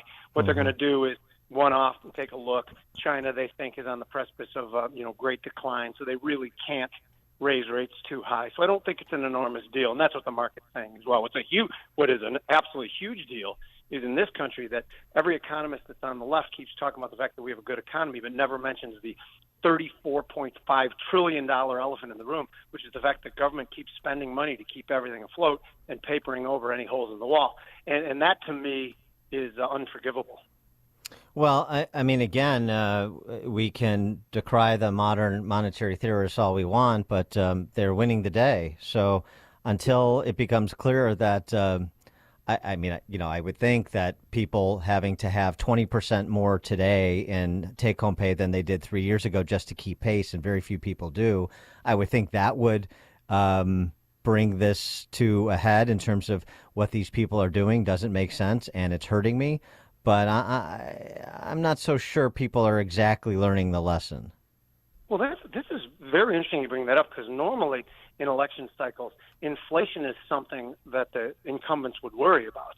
They're not worried about it right now. They're actively spurring inflation. Inflation has picked back up again, and that is not any mystery at all as to why that's happening. That's the government spending that we just talked about.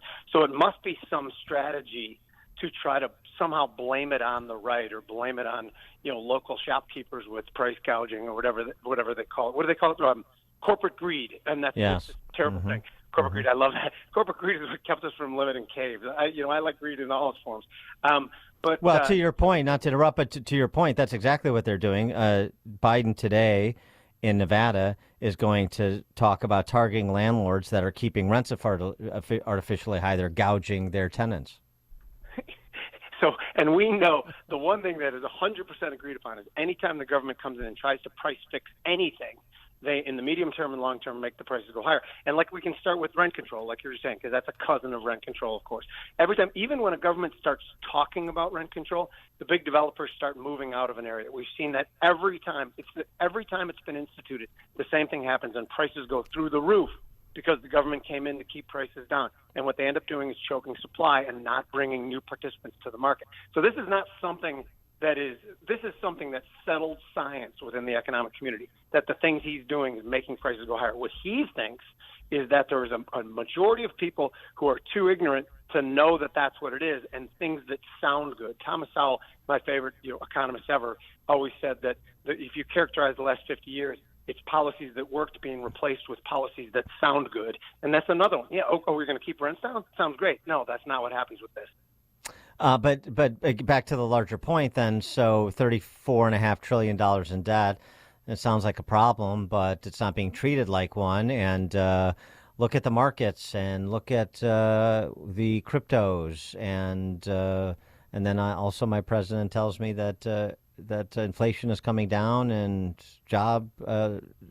unemployment is low, and job creation is happening, and they're making big investments in this transformative green economy. And so what's the big problem? As soon as Jay Powell cuts rates, it's going to be another boomlet. I'm shaking my head, because when you talk about, you mentioned the MMTers, the modern monetary theory people, and a currency crisis. And I'm not saying we're going to get to a currency crisis. I am saying we're headed in that direction at an unacceptable pace. But a currency crisis is the absolute worst type of any financial crisis. Like the last time it happened in Venezuela, in Caracas, the feral cat and rat population disappeared because they became a food source to people once you create a crisis for your currency. Hey, so they're on spits in New York City right now. The rats are. We've seen that with the Venezuelans who've come. They've brought their delicacies with them. Wow, that's fantastic. See, again, all we can do is shake our head, because the risk that they're running with our currency, to me, is unbelievable. We have it all here. We have, we're America. We have the greatest economic engine that's ever been created. And for them to be rolling the dice with some moronic theory, modern monetary theory, which, by the way, modern monetary theory will always fail. It basically is they can keep spending money as much as they want, and the second they find inflation, they raise taxes real quick to drag money out, the liquidity out of the system. There's two problems with that. One, they couldn't see inflation if it jumped out of the bushes and slapped them in the face. It was there. Over our lifetime, it's been there in tech stocks, there in real estate. It was even there in the traditional method in the summer of 2021. They ignored it, called it transitory, and just hit the gas with accommodation, making the inflation much, much worse. So they can't find inflation. They won't be able to raise taxes in the middle of a business cycle just on the fly. If we ever gave them that power anyway, we'd live to regret it. So the whole thing is a moronic, absolutely moronic theory that always will fail. Jim Urio, host of the Future's Edge podcast, proprietor of Brant's in Palatine. Jim, thanks as always. Thank you, guys. Have a good day. Thank you. And he joined us on our turnkey.pro answer line. It's news, opinion, insight. This is Chicago's Morning Answer on AM 560. The Answer. As a local business owner, you get called every week by marketing companies. We get it. We have hundreds of satisfied customers. Here's what a satisfied client recently said. Open enrollment is going great. We're hitting record numbers. Thank you so much for this report. It really is amazing to see how the marketing is really shaping our enrollment around the city. If you're a local business and ready for the next step, visit surroundchicago.com right now. Our experts are ready to help you take your marketing to the next level. Visit surroundchicago.com today. Protecting and growing your retirement assets can be complicated. From asset and legacy protection to retirement income and extended care, you need a plan. Mark Kohler, host of Retirement and Income Radio, heard Sundays at 11 a.m., helps retirees in or near retirement protect their accounts from market volatility. Mark can help you create lifetime guaranteed, inflation-hedged income. Call Mark today at 844-619-SAFE. That's 844-619-7233. And listen this Sunday at 11 a.m. to Retirement and Income Radio. The following is a paid political announcement. This is Bob Fioretti. As state's attorney, I'll do what state's attorneys should do. Enforce the law. Put violent criminals in jail. Stand up for victims. I won't coddle violent criminals or treat shoplifters as jaywalkers, even though Kim Foxx isn't on the ballot in a way she is. My Democratic opponents are Kim Foxx on steroids and Kim Foxx wannabe. I'm the opposite. Please vote for Bob Fioretti for state's attorney in the Republican primary, early or on March 19th. Thank you. Paid for by Bob for Cook. Teradyne Incorporated seeks engineering project manager in Deer Park, Illinois, to lead the integration activities among various engineering, marketing, applications, and support groups in the initiation, planning, and execution phases of the project. $139,110 to $172,200 per year. Apply at jobpostingtoday.com, reference number 73694. Again, Teradyne Incorporated seeks engineering project manager in Deer Park, Illinois. Apply at jobpostingtoday.com, reference number 73694. Bad decisions limit future options. Make enough bad decisions and you'll destroy your life. Listen to The Flatline with Rick Hughes this Sunday morning at 7. The Flatline describes a main line of resistance in your soul built on God's Word. Listen this Sunday for inspiration, motivation, education, all without manipulation. That's The Flatline with Rick Hughes this Sunday morning at 7 on AM 560. The Answer. AM 560. The Answer. That sound means it's time for In-Depth History with Frank, the history teacher from Arlington Heights, because there's nothing new in this world. It's just the history we don't know. Frank, take it away. Good morning. The guy is a total monster. He's a sociopathic, psychopathic, malignant narcissist. No imitation, but Robert De Niro describing Donald Trump on Bill Maher's show recently. Pretty tough words, but way off the mark. Study the 20th century to find some real monsters, Bobby. Another suggested area of study, though, for Mr. De Niro would be the Law of 22 Prairial, passed by the French Jacobins on June 10, 1794, or 22 Prairial on their calendar. This law stripped all enemies of the revolution of their individual rights of self-defense in a trial. Rings a bell in our time, doesn't it? Some January 6 defendants still languish in a D.C. jail. No speedy trial for them. And our Justice Department engages in obviously selective prosecution and retention of classified documents. In New York State, Trump faces an obscene civil court jury award, and his business faces extinction there because it used standard financial leveraging practices. And then Trump attorney John Eastman also faces disbarment for advocating on behalf of his client regarding possible legal ways to challenge the 2020 election. But back to De Niro, I wonder what his character in Cape Fear, Max Cady, no angel, would say about the Eastman case. Perhaps it would probably be something like his recitation of the ABA's Rules of Professional Conduct, Canon 7, during the boat scene at the end.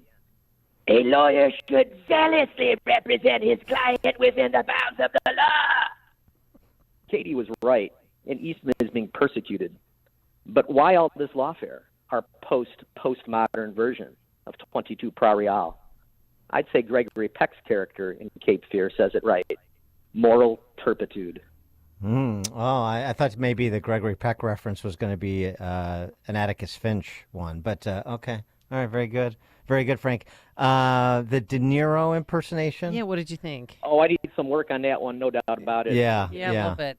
Yeah, I mean, I know you're sort of our resident Rich Little, but yeah, it does need a little bit of a touch up, but very good. We appreciate you, yes. And great reference to the French Revolution. There's our little history. Frank, as always, thank you very much. Coming up at 7:07, Loyola Academy responds to our treatment of their wheel of power and privilege. 7:07. And it's election day. Any problems at the polls? It's now 7 a.m. WIND Chicago. Still standing by Ukraine and the war against Russia.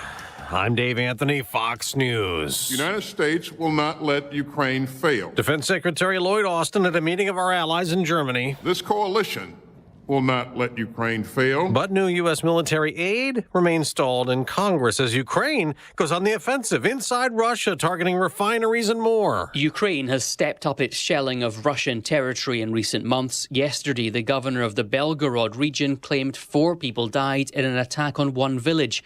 Now he says he's taking action to protect the area's children. 9,000 kids will be evacuated. Fox's Jonathan Savage. Israel is going to send a delegation to Washington to address U.S. concerns about a looming offensive against Hamas in an area of Gaza full of Palestinian civilians, as Israel also says it's killed 50 terrorists in an operation around Gaza's biggest hospital.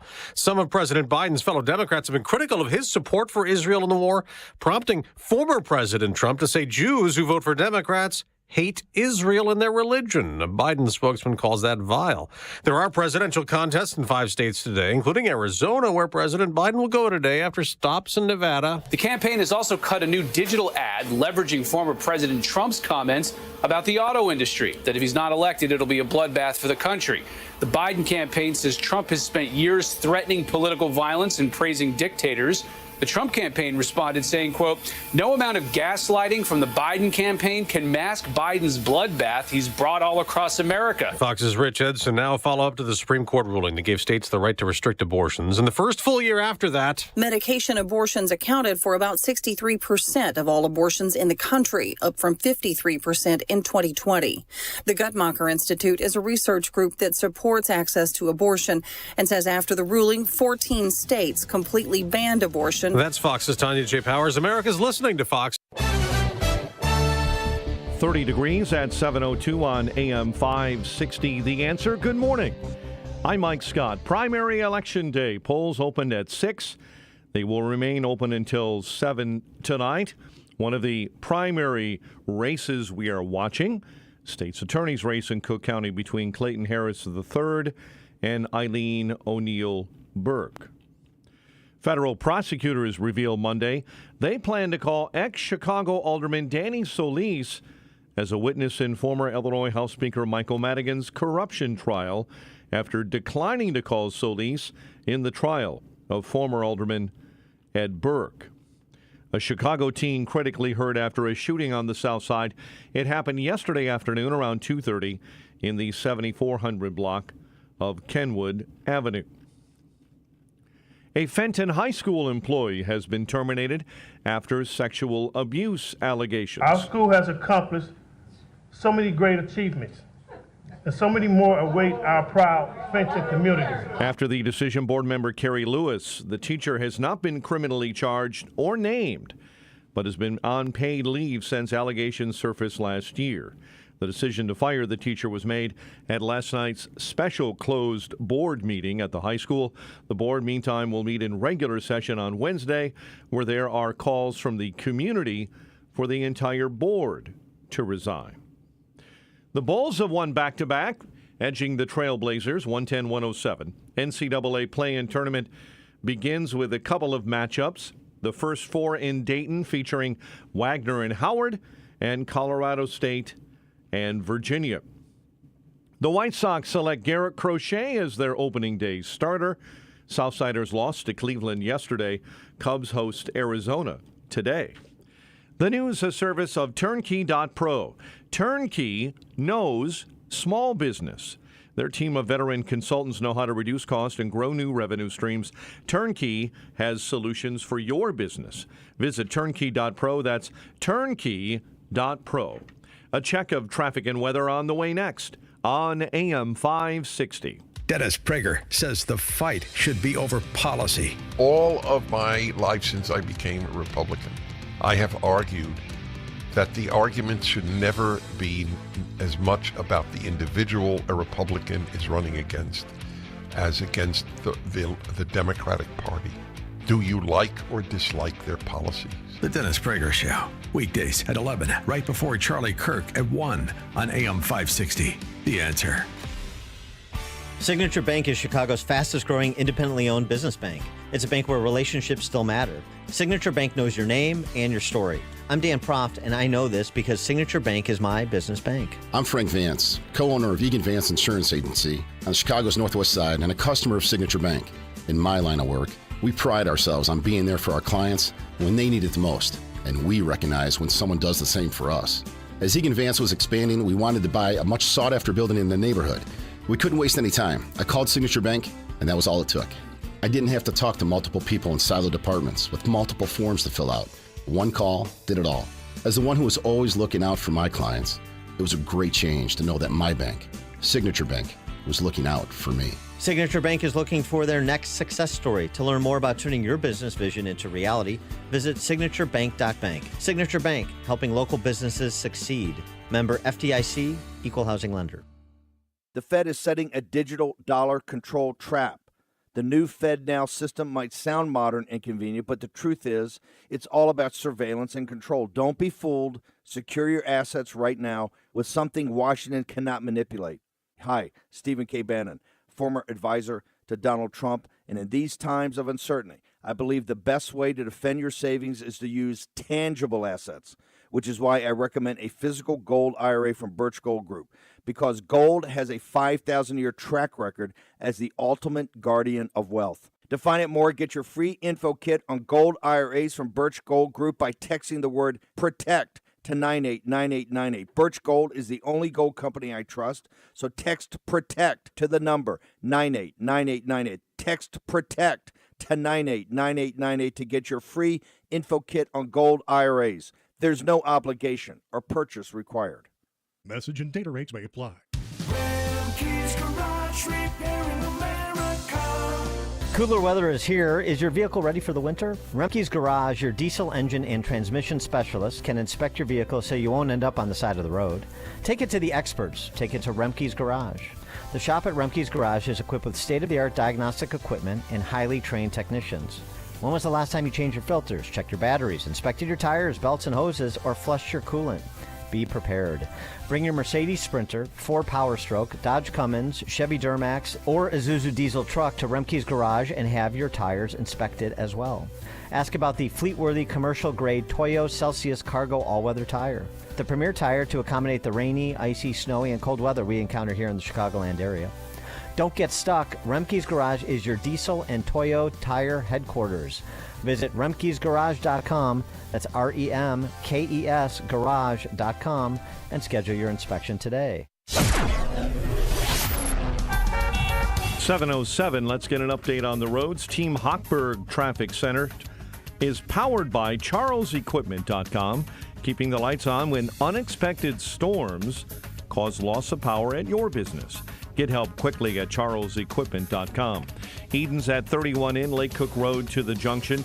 The Kennedy, 1 hour, O'Hare into the Burns Circle interchange. The Ike right now is 1 hour and 9 minutes from 390 into the old post office. I-55, report of an accident, left lane block inbound between Lockport Road and Weber Road. Chicago's Morning Answer continues next. AM 560 Weather Center forecast with Steve Williams. It'll be breezy, partly sunny, a little bit warmer today. The high 54, partly cloudy tonight, low 28. Sunshine, breezy, cold day tomorrow, the high 39. And then clouds and sun, another cold day on Thursday, high 37.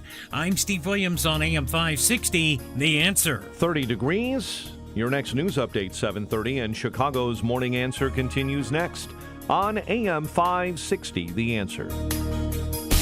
Now, from the Signature Bank Studios,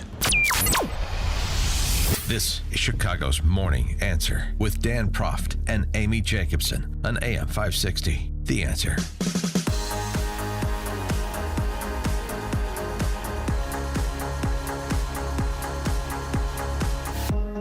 Top of the morning, Dan and Amy. So last week, we brought you this instructional from Loyola Academy there in Tony Wilmette.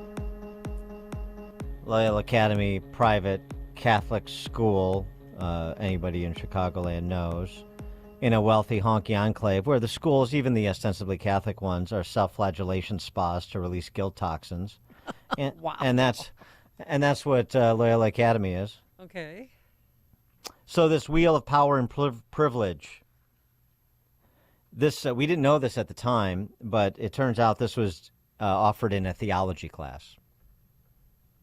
And it's concentric circles that, you know, the outer ring is marginalized, and then you close into the center ring, which is power. And it's all the typical identitarian nonsense. Marginalized, you know, you're marginalized based on, or powerful based on where you fall in these categories: citizenship, skin color, ability, sexuality, neurodiversity, body size, housing, wealth, language, gender. Yeah, it's a pinwheel, and you tweeted it out. So right. If you guys Spin want the to see wheel. it, go to Dan Proft. Yeah, at Dan Proft on Twitter. So yeah, spin the wheel and pick a victim status. For example, gender, trans on the marginalized, from marginalized to powerful, trans, non-binary, cisgender woman, cisgender man. Yeah. Don't tell Rachel Levine that. Or Dylan Mulvaney. Skin color, marginalized dark to different shades to white. White is powerful. And dark is by definition marginalized. Everything is by definition power and marginalized. It's the same thing as saying oppressor and oppressed. They're just sanitizing it a bit. And you can figure out the rest. Body size, large, yeah, big people don't have any power in this country, yeah, except our governor. Large to slim, you know, marginalized to power. Mm-hmm. So tweeted this out. We talked about it, tweeted this out. People picked it up. Some parents that didn't know at Loyola got wind of it. And apparently there was enough attention drawn to this that the president of the high school and the principal and the vice president of mission, ministry, and identity issued this letter to parents.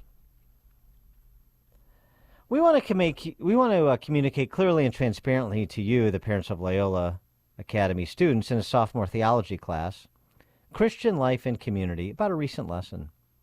The lesson was about justice as an expression of Christian faith and was anchored by the Beatitudes and the parable of the Good Samaritan in the Gospel of Luke. It explored how Jesus embraced the dignity of those on the periphery of society. The emphasis was on the inclusivity of the kingdom of God through the Catholic Church's See, Judge, Act process for moral discernment, as explained by, among others, Pope St. John the 23rd in his 1961 encyclical Mater Dei Magistra. Understanding the idea of periphery was central to this lesson, as it is central to the understanding of life and the work of Jesus, and to living our Jesuit charism to form leaders in service as women and men for others. Boy, they're really laying it on. To illustrate the idea of periphery, a visual of a wheel was displayed that contained the words power and privilege. Since the language of this visual has drawn focus away from the lesson objectives and the values being taught, we will no longer use this visual. Oh, there you go. Small victories. 312-642-5600, turnkey.pro answer line, 64636DA, turnkey.pro text line. So they didn't remove it because it was the right thing to do. They removed it because they got caught doing it. It drew focus away from the objectives. Yeah. So they're not admitting that their liberation theology, the modern day incarnation being social justice Catholicism, is wrong-headed and antithetical to the catechism, this identity obsession. They're not admitting that. They're just admitting, they're conceding the visual because it's just too obviously an affront to those like me who understand what they're doing. And like a lot of parents at Loyola, apparently, because they're not doing so willingly. They're doing so under pressure, of course. When does the left do anything willingly, particularly in the area of admitting something they're saying or doing or advocating is wrong? And then this too, boy, these Reverend, the good Reverend Gregory Ostick, the president of Loyola, Tim Devine, an 88 grad, who's the principal, Allison Kearney Alwyn, the vice president of Mission, Ministry, and Identity. I mean, really, honestly, you all should be ashamed of yourselves. You're a disgrace. And so is that school. Why don't you, instead of, what's Loyola Academy's nickname? The Ramblers? Oh, no, that's Loyola University. The Wildcats? Oh, no, that's not. What's the nickname? Well, maybe it is the Ramblers. Anyway, they should change it to the Poltroons because these people are cowards. They're just absolute cowards. And then this is really the coup de grace for me. They reference that cyclical from Pope St. John the 23rd again, and this passage from that encyclical. Man.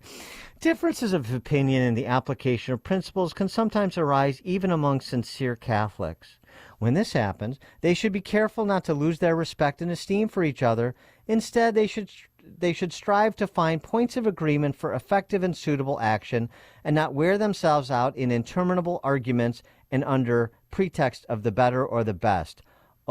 Omit to do the good that is possible and therefore obligatory. Right. Don't make the perfect the enemy of the good. This isn't good, and the intentions aren't good. And I have no respect for any of these people, and you shouldn't either. And this is a fundamental philosophical, theological, if you want, worldview conflict. And there's no let's just focus on points of agreement. It is fundamental disagreement about the faith, and even in a secular sense, about the way society should be organized. This identitarian business is poison. Intellectual and civilizational poison. It doesn't belong in schools. It doesn't belong in corporate America. It doesn't belong anywhere. Not if you want to have a free, peaceful, pluralistic society. So you can say that we share the same goal, but you can't say that this poison gets us to that place, because it doesn't. And we're seeing manifestations of it over and over again. And it's not because of, white cisgender honkies like me are hanging on to our power. It has nothing to do with it. And just the fact that that's their fallback position speaks to the intentional divisiveness of this ideology that's all about just changing the identity of the power structure in society. So no, there's no let's just all agree to disagree. No, absolutely not. And Loyola Academy and the leadership of that school cannot take enough heat. That just because they're removing this instructional, you haven't won anything, because they are not chastened at all. Well, what about the teacher who pushed this through? What about removing them? Well, why would you remove the teacher when the principal and the vice president and the president don't see anything wrong with it? Yeah, that's true. Christine, Rogers Park. I believe the teacher in that class is named Patrick Brown, and I believe he came from School of St. Mary in Lake Forest, where he was principal, and there was not one black teacher. And to the best of my knowledge, they just hired a black teacher, their first one this fall. And there's some other issues going on there with race, too. All right, thanks for the call, Christine. Patrick Brown is the name I've heard. I couldn't confirm that this was his class, but it's the name I've heard. But I mean, of course, I mean, if I had to guess, I would guess that this is some, guilt-ridden, weak-minded leftist honky from a wealthy enclave, same areas in Lake Forest. No surprise. I know there are political activists and CPS and some of the schools in the city that where there's more racial diversity in the teaching corps, but I mean, I don't know, for people that are actually living in the real world, you think they have time for this? This is exactly what the identitarians are counting on. People don't have the time or the mind share to devote to this, and they don't want to. That's the point. They don't want to. You have to force feed it to them in school and in DEI sessions at your workplace. This is not natural, and people instinctively know this is counterproductive. Andy in Dallas, Texas. Just the height of lazy thinking, and the red flag is when they come up with a word salad explanation.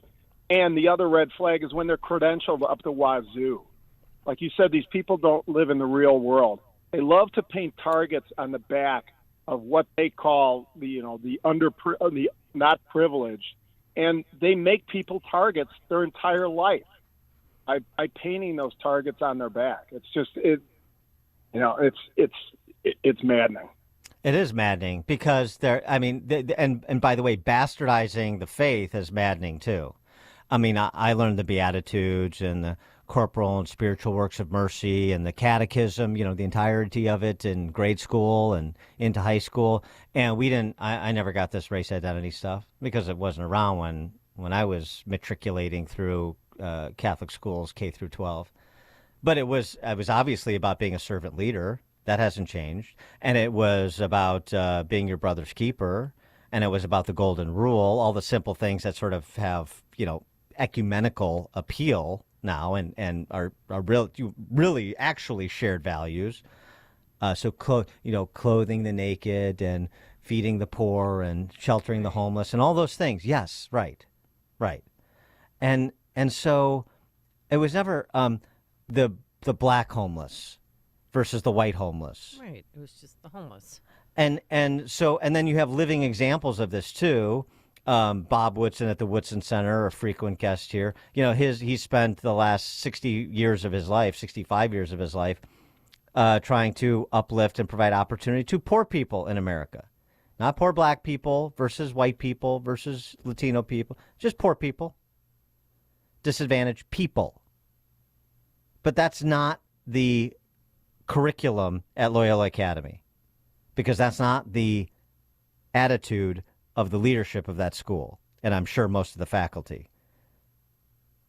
I can't imagine there's a huge disconnect between the leadership and the faculty, because leadership usually surrounds itself with the like-minded. And obviously Loyola Academy is just a wonderful illustration, but it's not isolated. The guy came from St. Mary's in Lake Forest, the teacher, alleged teacher, wouldn't surprise me. And this is everywhere. Everywhere. Will in Kane County. Hey, Dan, Amy, how you guys doing? Listen to you every day. Big fan. Just a brief comment. Just the color of skin is so irrelevant. It's nauseating. I think people need to just have just an understanding and a respect for, regardless of color. We're all human. We all bleed red. It just absolutely nauseates me that we are compartmentalized into these sectors where you have judges that are incompetent, people of color. I'm not going to mention any names.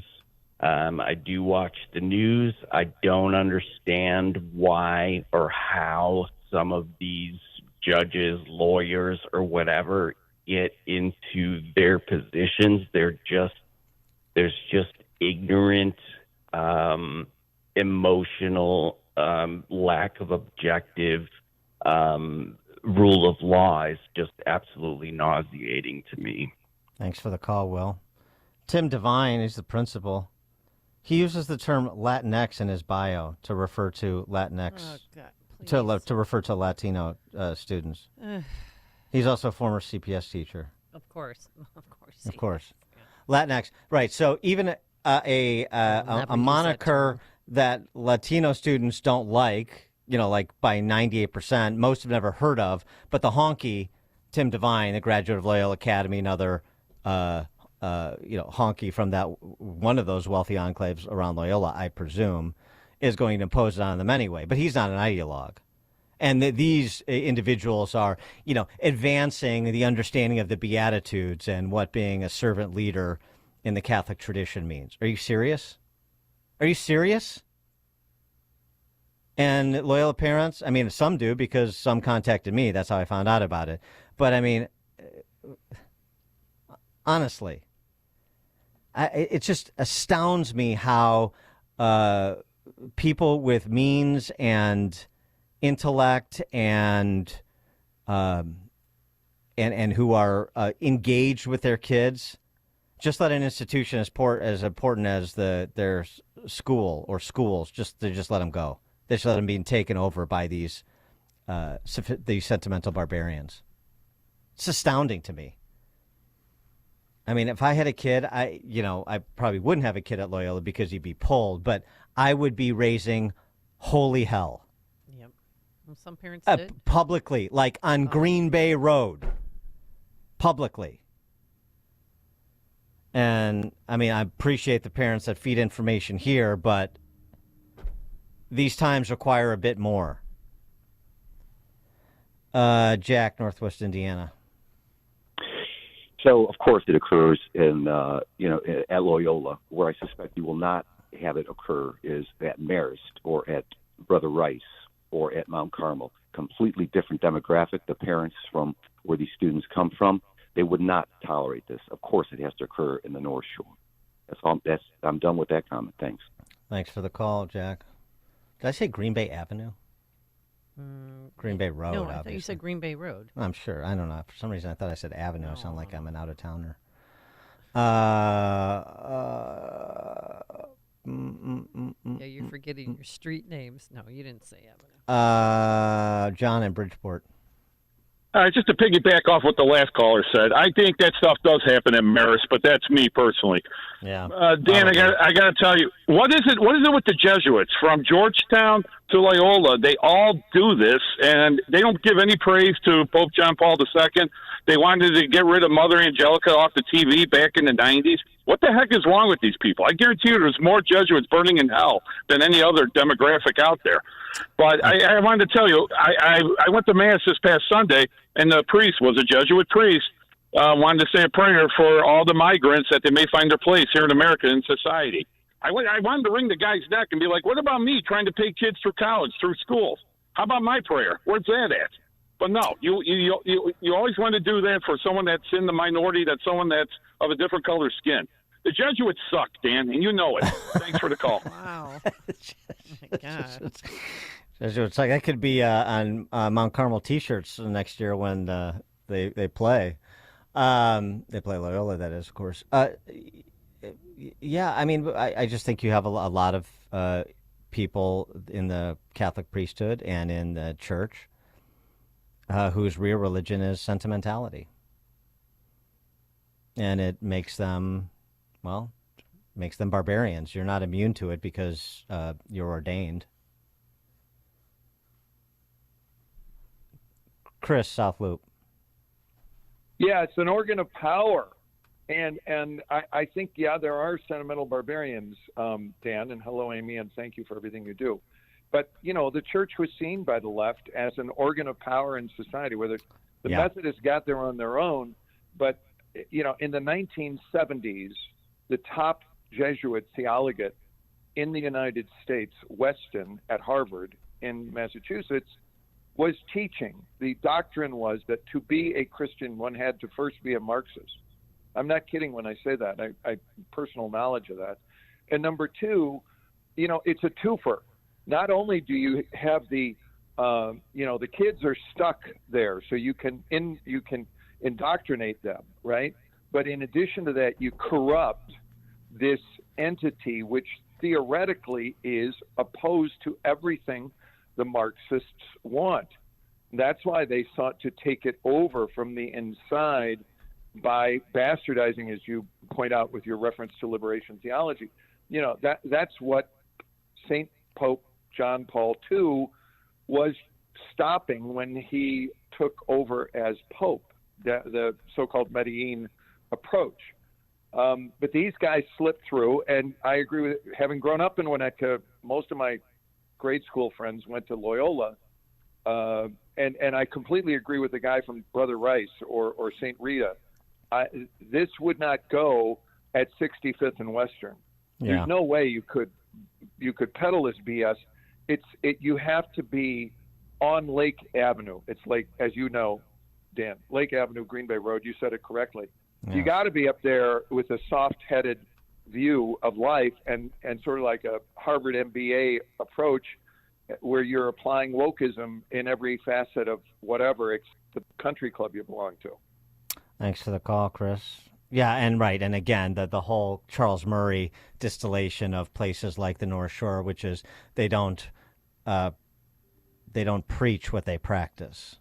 I mean, the idea that meritocracy is something to be discarded, it would make no sense. And by the way, many of them wouldn't be living on the North Shore if that was true. But yet they're going along with the undermining of principles like that in the context of schooling and jobs and so forth. I mean, it's disgusting. That's what I'm saying. This is why they're the people deserving of the most contempt, because they know it's wrong. But the Loyola poltroons are afraid to say so. Because now where they're at, they'll be able to, you know, navigate their kids to wherever they need to be, and the hell with everybody else, including the country. Jim, Northside. Yeah, hi, Dan, Amy. Love you guys' show. Can I say, guys? Anyway, Yeah, my son is a sophomore.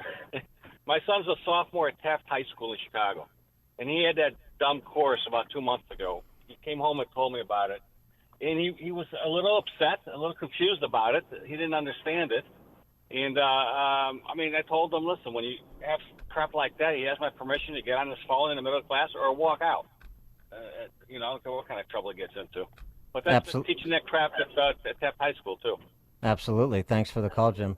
Boy, that's going to sting the North Shore most of all, that their sophomore theology class is indifferent to what's being taught at Taft High School. I mean, I'm not taking a shot at Taft. I'm just saying, you know, the attitude. Loyola Academy and Taft High School are running the same curriculum? You think Loyola parents think that? No. Right. Very helpful.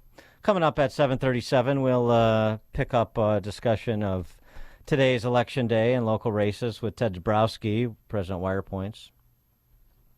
But now let's head into the newsroom. Here's Mike Scott. 30 degrees at 7:32 on this first day of spring. Hong Kong's lawmakers unanimously passing a new national security law, granting the government even more power to quash dissent in that southern Chinese city. The legislation favored by the Chinese Communist Party is widely seen as the latest step in a sweeping political crackdown. Nearly 1,000 Americans have reached out to the State Department for help in Haiti, where gang violence has plunged that nation into chaos. A State Department spokesperson says people have been filling out crisis intake forms online as the U.S. tries to get people out on chartered flights.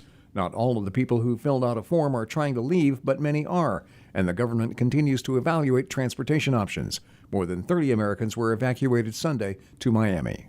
I'm Mark Mayfield. Defense Secretary Lloyd Austin vowing the U.S. will continue to support Ukraine's war effort against Russia, even as the U.S. Congress remains stalled on funding priorities. The United States will not let Ukraine fail. This coalition will not let Ukraine fail, and the free world will not let Ukraine fail. Austin addressing a meeting of the Ukraine Defense Contact Group. Israeli Prime Minister Benjamin Netanyahu has agreed to send a team of mid-level Israeli officials to Washington to discuss with the Biden administration a prospective Rafah operation. Primary election day in Illinois. Polls will remain open until 7 tonight. Federal prosecutors revealed on Monday they plan to call ex-Chicago Alderman Danny Solis as a witness in former Illinois House Speaker Michael Madigan's corruption trial in October. Some activists are upset the city's migrant shelter evictions are continuing. Enforcement of the 60-day shelter limit went into effect Saturday. Brandy Kenazi is commissioner of Chicago's Department of Family and Support Services. 45 days, and at the 21 to 15-day increment, 2 to 3 days before they're expected to leave, they'll be reminded and told that their exit time will be, 2 p.m. and, that they'll need to start packing their belongings.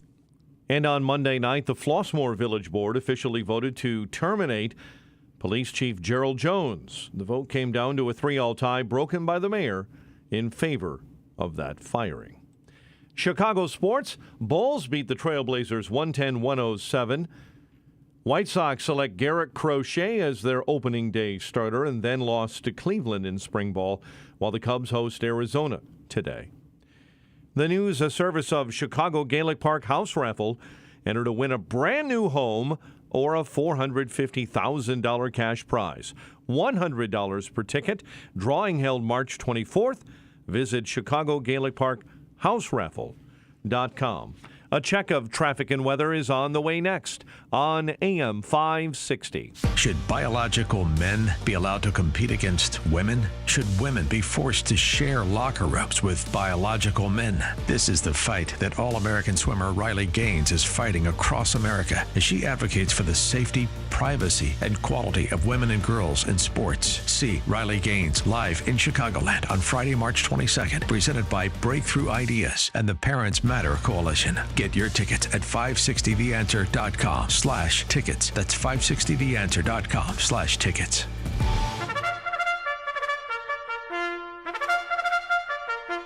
It's Reveille. The bugle call you just heard is known as first call. It's played to assemble the trumpeters for the playing of Reveille. Reveille is then played as a wake-up call to the troops. My 2-minute messages are a wake-up call to listeners. It doesn't matter what rank you are. When Reveille sounds, you are to immediately halt in place and stand at attention until the bugler stops. Reveilles aren't just for privates. Generals need a wake-up call too. And at West Point, the superintendent, a 3-star general, and his advisors are hearing a reveille from across the nation with their announcement of the latest change to the West Point mission statement. Folks were shocked that a new mission statement no longer directly states that there is a commitment to duty, honor, country. Instead, there is a commitment to Army values. To be fair, the mission statement has been revised a number of times in the last century, and a commitment to duty, honor, country did not appear in the mission statement until 1998. But it is utterly tone deaf to, in secret, delete these hallowed words, as General MacArthur referred to them, and at a time when West Point is being scrutinized for its lapses in the honor code, its instruction in diversity education, and is also facing lawsuits for racial discrimination in admissions. Our country needs places where long traditions and oaths of honor are taken seriously and strictly adhered to. We need institutions set apart to be deep repositories of commitments to honorable service to our nation. Graduates may not live up to the high standards set by the motto Duty, Honor, Country. Some would argue that even General MacArthur failed to do so.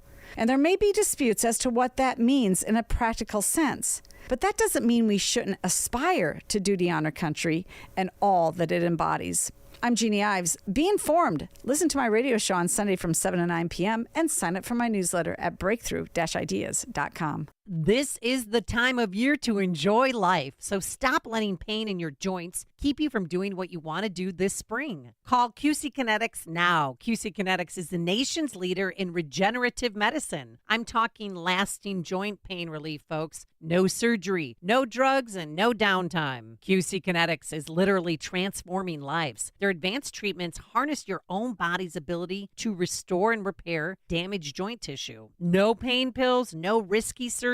This is an all-natural solution. QC Kinetics has tens of thousands of satisfied patients who've reclaimed their mobility. Take action now. Live your best life this spring and summer. It's a great use of your tax refund, by the way. So call QC Kinetics for a free consultation. 312-809-5955. 312-809-5955. That's 312-809-5955. Don't let a cold, sinus infection, or allergies ruin your day. Breathe easier, sleep better, and feel healthier with Navage. Visit Navage.com, Walmart, Walgreens, CVS, or a store near you. 7:39. Let's get an update on the roads. In our Team Hochberg Traffic Center, Edens inbound 32 from Lake Cook Road to the junction. The Kennedy and hour 12, O'Hare into the Burns Circle interchange. Stop and go traffic on the inbound Ike between Manheim and Damon. It's an hour in from Manheim to the old post office. Stevenson inbound jammed Harlem to Kedzie, 49 into DuSable Lakeshore Drive. Dan Ryan inbound, accident blocking two right lanes inbound at 47. Let's look at the roads, a service of McGrath Lexus in Westmont and Chicago. Experience the next level of excellence at McGrath Lexus in nearby Westmont and downtown Chicago. When you do the math, you choose McGrath. View new and pre-owned inventory online at McGrathLexus.com. Chicago's Morning Answer with Dan and Amy continues next. In our QC Kinetics Weather Center, partly sunny, breezing and warmer, and a high of 54. Currently partly cloudy and 30. Your next news update is at 8. Chicago's Morning Answer continues next on AM 560, The Answer. Now, from the Signature Bank Studios, this is Chicago's Morning Answer with Dan Proft and Amy Jacobson. Insert Democrat socialist here. Runs the Democratic House floor for 30 plus years running. He's promising this and he's stealing that. Where can you get that kind of money? He's using your house like his own piggy bank. You ought to know by now. You can pay off your house here in Illinois, but you can never keep up with the taxes. Oh, how it's always been the plan to have a taxpayer pay, no doubt. Not a matter of if anymore, but when you're moving out. I said, when you're moving out. That theme music means it's time for our weekly confab with Ted Dabrowski, president of WirePoints, wirepoints.org, all things Illinois policy related. Before we get to Ted, did you catch any of that Don Lemon interview with Elon Musk? Yeah, I did. Short-lived time on X. I don't know why Musk was like wanting to platform Don Lemon in the first place, but he was thoroughly disabused of that idea after spending an extended period of time with him. Yeah, he just said no. But Don also had a list of demands. He wanted that truck. He just millions up front, and it wasn't going to work out, Dan. This guy is unbelievable. This sort what of. happened to Don, my friend? I mean, it's unbelievable that he is, as you're about to hear, he is just so vacuous. I know he's lazy because I remember when he was lazy as a general assignment reporter for NBC5 in Chicago. And it's just so remarkable. But I tell you, anything is possible in America. If Don Lemon can make millions of dollars, then then maybe we're doing something wrong. But it just shows you, hey, what the market will bear, I suppose, or what CNN will pay, one of the two. Yeah, they paid him $26 million. This is a conversation, this interview that you may have caught bits and pieces of or whatnot, but this is Don Lemon and Elon talking about DEI, and how DEI kills because it lowers standards. And listen to this sort of simple concept that Musk is trying to communicate to Lemon, and how, just nonplussed Lemon is. I believe that if we lower the standards for what it takes to become a doctor. You're saying if we lower the standards, yes. But do you believe people are dying because the standards are being lowered? I don't or have think been that lowered. is yet an issue, but it could become an issue. Okay.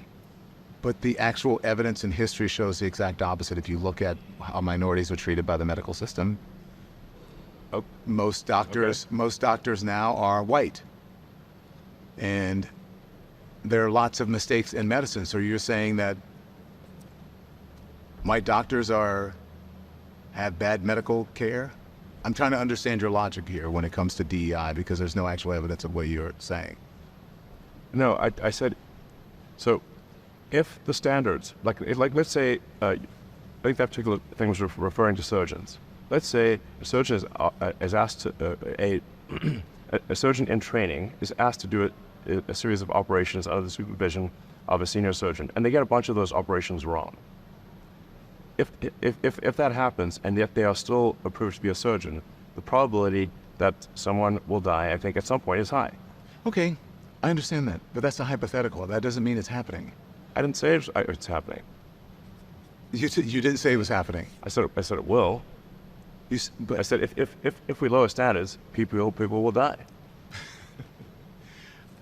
But why respond to something or put something out there that has not happened? Because I could say, because I don't want it to happen. I think we don't want to lower standards. Okay, if you look at the history. I mean, I can't listen to that anymore. Lower standards lowers quality, Don. In every aspect of life, not only the medical profession. Don. Right. I don't. It's not happening. First of all, it is happening. Mm-hmm. And secondly, lower standards lowers quality. This is a foreign concept to Don Lemon. The American Enterprise Institute, MCAT and GPA scores 2013 to 2016. I can only imagine where they are today. MCAT and GPA by race, and then overlaid with the rate of admission. So, for example, an MCAT of 24 to 26 and a GPA of 3.2 to 3.39.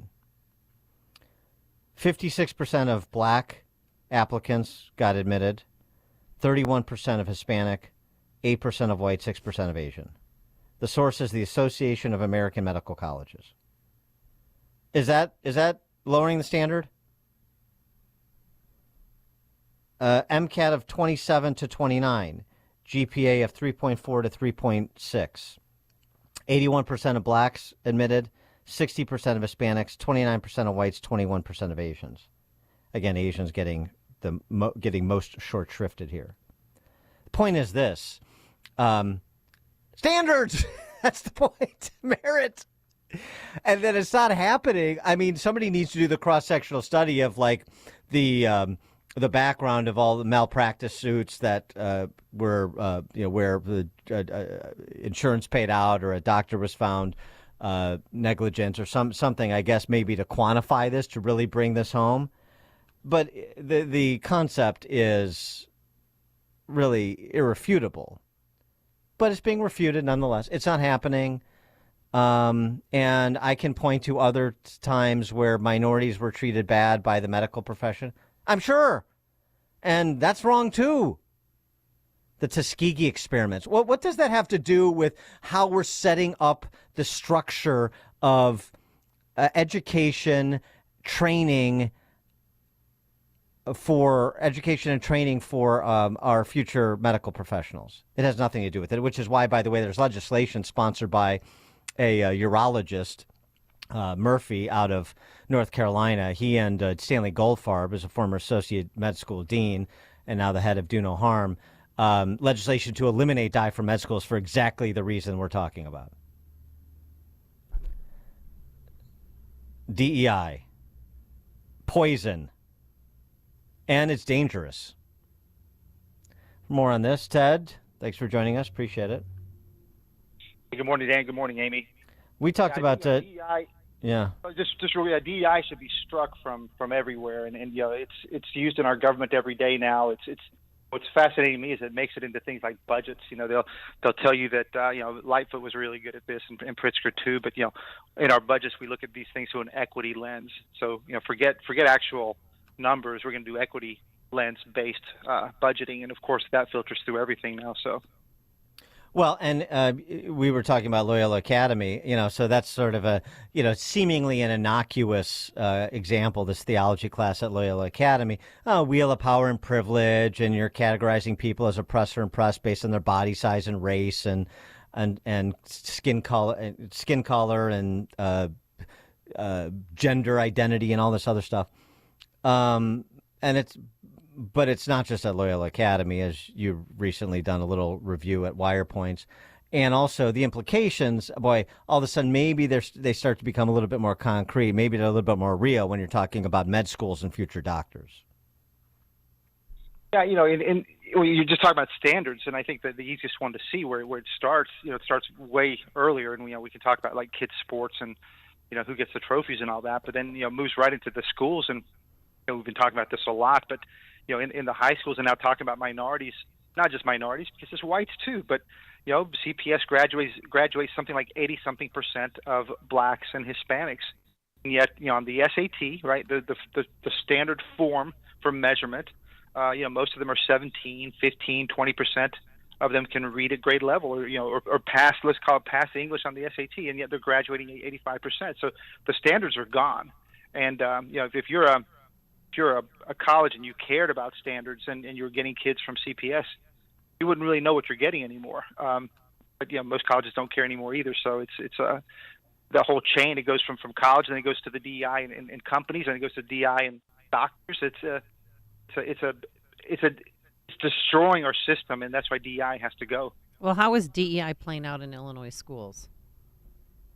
Well, we wrote about that, and I think I keep running into people that don't really know what DEI is, or most of them just, if they're not following, call it any kind of center-right news, the center-left doesn't cover it at all in the news, and so a lot of them just think it's benevolent stuff, and they're in the Wilmette area. They think DEI is benevolent. It's come on, we're just talking about race. What's the big deal? But you start to look at what's being taught in the schools, and we looked at what was in New Trier over the last couple of years, and they start talking about privilege. Oh, it's kind of soft, you're privileged, but talking to parents and talking to some kids, you start to realize that if this is talked about over and over again, that you're privileged, you're white, you're a Christian, you are you have married parents, well, you're lucky. What you get and what you do it has nothing to do with your effort. It's all about your skin tone and your privilege, and the opposite is true. If you're not those things, then you're screwed. No matter how hard you try, you're screwed. And we posted on Wire Points this morning kind of a lesson plan that they went through with kids in that, and it's just over and over and over. And when it becomes a message of every day of the oppressor and the oppressed, the victim and the oppressor, I don't know what you want people to think other than that something's screwed up. Well, it's not just the message. It's the actual policies. It's who gets rewarded and for what reason. So, for example, Loyola Academy is a test in school. So what are they doing with respect to admittance, for example? Has anybody looked at that recently? So and then as you go next level, as you said, the college infrastructure that's built around this and the corporate infrastructure that's built around this. So then you're on a life track where this is always the basis on which decisions are being made, who advances and who doesn't, how we organize our daily business, whether it's in school or the real world. It's more than just idle chatter about race and privilege, doing some sort of retrospective of Western civilization. It's a little bit more serious than that. Yeah, you're absolutely right. But I think the predicate for perpetuating that kind of stuff all the way through college and then work is making sure that everybody thinks that way, right? And so, we also found that New Trier is happening elsewhere, Evanston and others. They're creating these affinity groups, and they're segregating groups. It sounds okay, the blacks will talk to the blacks, and the Hispanics will be with Hispanics, and the whites, not the normal whites, but the anti-racist whites will get together, and so what you're doing is you're creating more and more division. And I loved when this person now, I'm forgetting his name right now, Peter Kirsanow, who's from the Civil Rights Commission. He came out and slammed Evanston for segregating teachers, and then of course later segregating students. And just saying that you're encouraging people to look at each other as member of groups and not individuals, and not just groups but rival groups, right? Grievance. It's just so toxic and so dangerous as you move up the chain, because this is how kids are being taught to think, and they're not pushing back many of them aren't pushing back when they move into the corporate world and the university world. On this election day, what are you watching? Let me guess. School referenda. We're certainly watching that. That's one, because we've seen a little bit of pushback by the groups. Is it ever enough for those opposing tax hikes and big old hundreds of millions of spending? So we're certainly watching that. I think it'll be interesting to watch the state's attorney's race. Not because I think there'll be a big difference between the two, but it will be interesting to see whether you heard a lot of Republicans saying they're going to cross over and vote pull a Democratic ballot and vote for Eileen O'Neill Burke. So that'll be interesting to see. And I think that, of course, the bring home Chicago, that'll be it should pass easily, because again, you've pit 96% of the people against the few that get hurt by the higher real estate tax. So, but I'd say no big changes, right? Nothing's going to dramatically change off of this election in Chicago, except for if they do pass that tax hike, it's going to be more pain on the real estate market. What are you hearing, though? Do you think a lot of Republicans are going to be pulling Democratic ballots? I think so. I've heard a lot of people saying that. I think a lot of people have been wooed by her commentary. It's certainly what she says is better than what Clayton Harris says, but there's really not any differences, enough differences to make a difference between the two. So, but I think people may feel good about it, and I think it's a wrong message to send. I think it's wrong to say, "Hey, I helped her in there," because I think most of what she's about is preserving the status quo. Maybe just not as obsessively as Fox, for example. Well, here's one of her closing 10-second arguments. Oh, no, the justice system's not working right now. If you're happy with things are, then vote for my opponent, because he hasn't been in a courtroom in 20 years and wants to keep everything the same. Yeah, well, the problem is that some of the people who've been in the courtroom for the last 20 years are just as bad.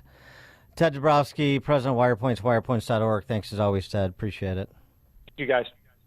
Thank you, and he joined us on our turnkey.pro answer line. The stories you need to know to start your day. This is Chicago's Morning Answer on AM 560. The Answer. The following is a paid political announcement. This is Bob Fioretti. As state's attorney, I'll do what state's attorneys should do. Enforce the law. Put violent criminals in jail. Stand up for victims. I won't coddle violent criminals or treat shoplifters as jaywalkers, even though Kim Foxx isn't on the ballot in a way she is. My Democratic opponents are Kim Foxx on steroids and Kim Foxx wannabe. I'm the opposite. Please vote for Bob Fioretti for state's attorney in the Republican primary, early or on March 19th. Thank you. Paid for by Bob for Cook. All right, some of you have it, and you're just not doing anything about it. And I'm talking about chronic pain due to an injury or arthritis. Pain in your joints, your hip, your knees, your elbows. You know what I'm talking about. Well, why don't you do something about it? Because I know a lot of you do not want to go under the knife. You don't want to take off time from work, use that precious vacation time to recover from surgery. But there is another option. In fact, pro athletes have been doing this for decades, and now it's available to all of you. Of course, I'm talking about QC Kinetics. It's the nation's leader in regenerative medicine, lasting joint pain relief, no surgery, no drugs. no downtime. In fact, QC Kinetics is literally transforming lives. Their advanced treatments harness your own body's ability to restore and repair damaged joint tissue. No pain pills, no risky surgery. This is an all-natural solution. And QC Kinetics has helped tens of thousands of people who've reclaimed their mobility. So take action now and live your best life this spring and summer. Golf again, play pickleball, run, walk.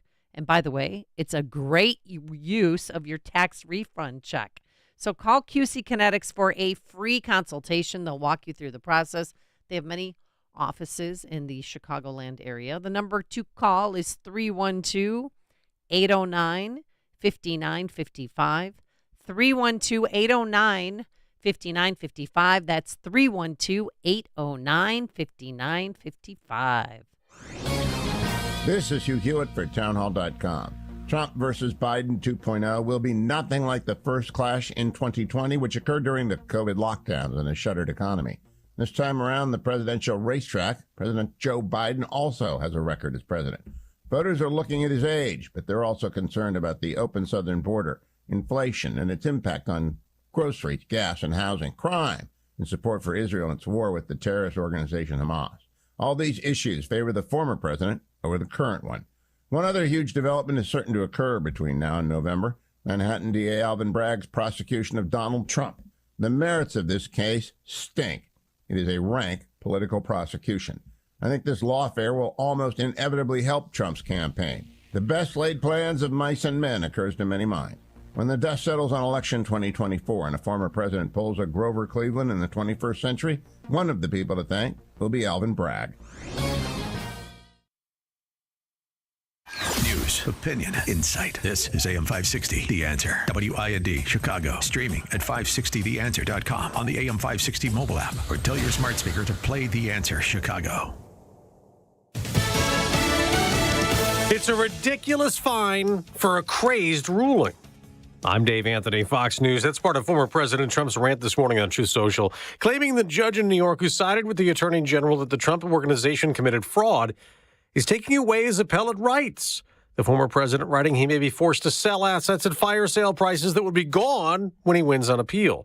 This is the day after Trump lawyers said they're unable to post bond for that appeal. Trump's team asked about 30 insurance companies to back the bond. None of them were willing to take the risk. Much of Trump's wealth is tied up in real estate, golf clubs, and resorts. And the bonding companies won't accept that as collateral. They want cash, liquidity, which Trump doesn't have. And if he can't come up with it, by March 25th, New York's Attorney General Letitia James may start to try and sell and seize some of Trump's most notable assets. Fox's Griff Jenkins. There are presidential contests in 5 more states today, including Arizona, where President Biden will go today after a trip to Nevada. Polls have shown former President Trump leading in both states that he lost in 2020. But since those two are already the presumptive nominees, there's no drama in that voting today. So a big focus will be on Ohio, where there's a Republican Senate primary. Businessman Bernie Moreno is fully embracing the MAGA movement and former President Trump. Trump endorsed him. We're also watching Secretary of State Frank LaRosa's campaign. He's talking a lot about his past military service in the Army. State Senator Matt Dolan is urging voters to see him as a fiscal conservative. He also drew a contrast with some Republicans, vowing, if elected, to spend more money on Ukraine. That's Fox's Mark Meredith. The winner will try to unseat Democratic Senator Sherrod Brown in November. Now, Defense Secretary Lloyd Austin is meeting with dozens of American allies in Germany, focused on the battle against Russia. The free world will not let Ukraine fail. Though the new U.S. military aid to Ukraine remains stalled in Congress. 6 ex-law enforcement officers will be sentenced in Mississippi, 2 each the next 3 days after they pleaded guilty to torturing 2 black men last year in a racially motivated attack. America's listening to Fox News. 30 degrees at 8:02 on AM 560. The Answer. Good morning. I'm Mike Scott. Polls are open. It's primary election day, and the polls will remain open until 7 o'clock tonight. Federal prosecutors have revealed they plan to call ex-Chicago Alderman Danny Solis as a witness in former Illinois House Speaker Democrat Michael Madigan's corruption trial in October. One of the largest settlements in the city's history is being paid out to a Chicago family.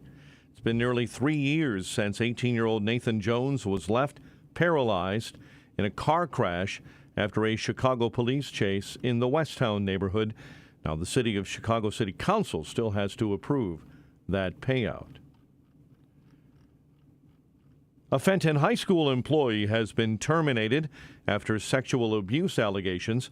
After the decision, board member Carrie Lewis says the teacher has not been criminally charged, so not has been named, but has been on paid leave since allegations surfaced last year. Student body president says she feels unsafe. In my life, thought that the people, like the superintendent, who I truly admired as a 15-year-old, would put me in a room with a predator. The decision to fire the teacher was made at last night's special board meeting at the high school. The board will meet in regular session on Wednesday. There are calls for members of the school board to resign. The Bulls have won back-to-back, edging the Trailblazers last night, 110-107. Blackhawks visit the LA Kings tonight. Cubs host Arizona in spring training baseball. The news, a service of Morcus Chocolates in Palatine, the one-stop for handmade Easter goodies like their classic chocolate bunny, golfer bunny, crosses, jelly beans, and baskets galore. Stores in Palatine, Huntley, and Cedar Lake, Indiana, or shop online at morcuschocolates.com, MORKES chocolates.com. 8:04, time for the AM 560 Business Beat, a service of Signature Bank. Visit signaturebank.bank for all your commercial banking needs. Now, the latest from the Fox Business Network. I'm Liz Clayman, and this is the Fox Business Report.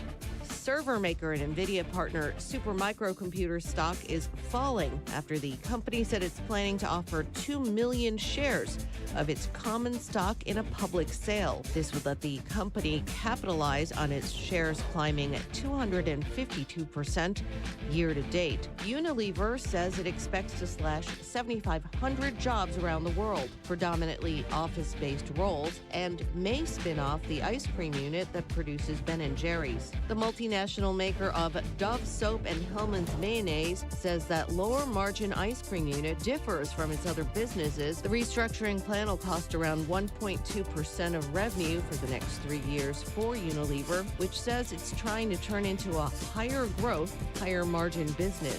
That's your Fox Business Report. I'm Lillian Wu, invested in you. 8:05, a check of traffic and weather on the way next on AM 560. Dr. Sebastian Gorka sees a role reversal. And you're going to cut this and you're going to clip this so that it's completely out of context. She tweeted after she became a congresswoman that protests are about making people uncomfortable. Hey, Buttercup, how does it feel now? Do you feel uncomfortable? America First with Dr. Sebastian Gorka. Afternoons at 3, right before Sean Thompson at 4 on AM 560. The Answer. Oil investments involve a high degree of risk and actual results may vary. Oil and natural gas keep going up as the Russia conflict escalates. Get in on the next major oil boom now and help the U.S. with your patriotic investment that can potentially pay you monthly income for up to 20 or more years. That's the sound of a producing oil well and the sound of a smart investment. If you're an SEC-accredited investor and have at least $25,000 liquid now, you can take advantage of Encore Energy's projects and a huge tax savings for this year. If you invest in oil and natural gas, you're allowed to write off nearly 100% of your investment in the first year. Goldman Sachs is projecting oil to go up to $100 a barrel, and natural gas is the fuel of the future and trading at record prices. Call 800-287-6691. Encore Energy is a major investor and experienced operator in its core area of operations. Call now and learn how to deduct 100% of your investment and create 20 or more years of potential monthly income. Call 800-287-6691. That's 800-287-6691. You can live out your MasterChef dreams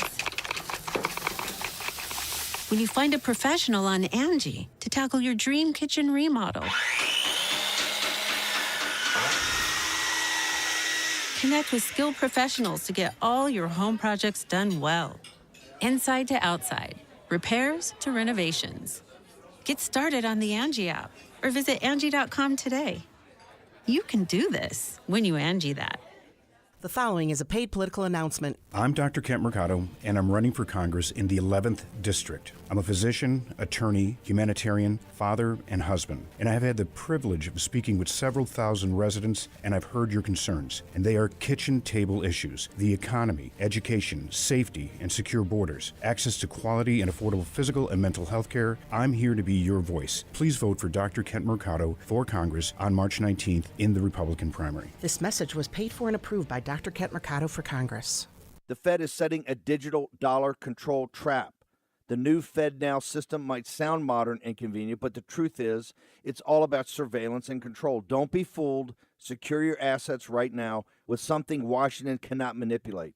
Hi, Stephen K. Bannon, former advisor to Donald Trump. And in these times of uncertainty, I believe the best way to defend your savings is to use tangible assets, which is why I recommend a physical gold IRA from Birch Gold Group, because gold has a 5,000-year track record as the ultimate guardian of wealth. To find out more, get your free info kit on gold IRAs from Birch Gold Group by texting the word PROTECT to 989898. Birch Gold is the only gold company I trust, so text PROTECT to the number 989898. Text PROTECT to 989898 to get your free info kit on gold IRAs. There's no obligation or purchase required.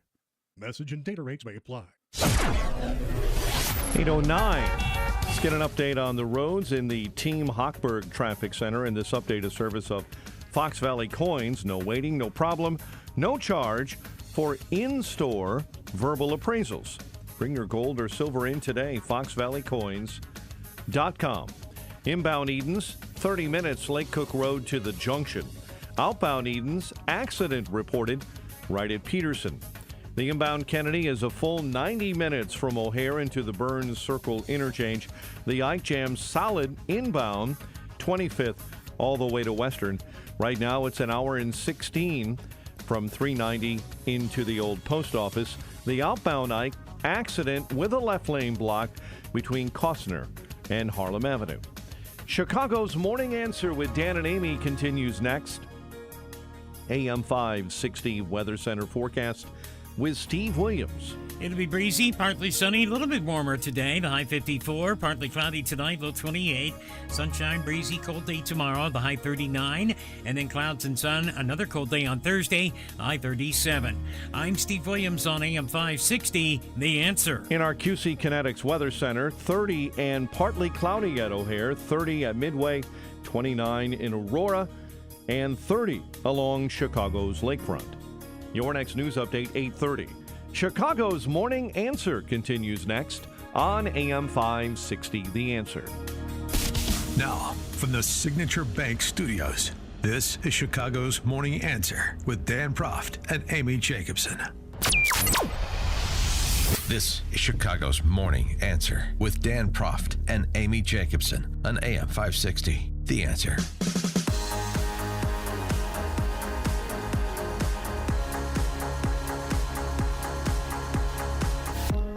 Top of the morning, Dan and Amy, in an important First Amendment case that in which oral arguments were heard yesterday, talking about Missouri v. Murphy, of course. We've been talking about it for months and months. One key exchange was between Justice Ketanji Brown Jackson and the Louisiana Solicitor General. Listen to this exchange because I think it's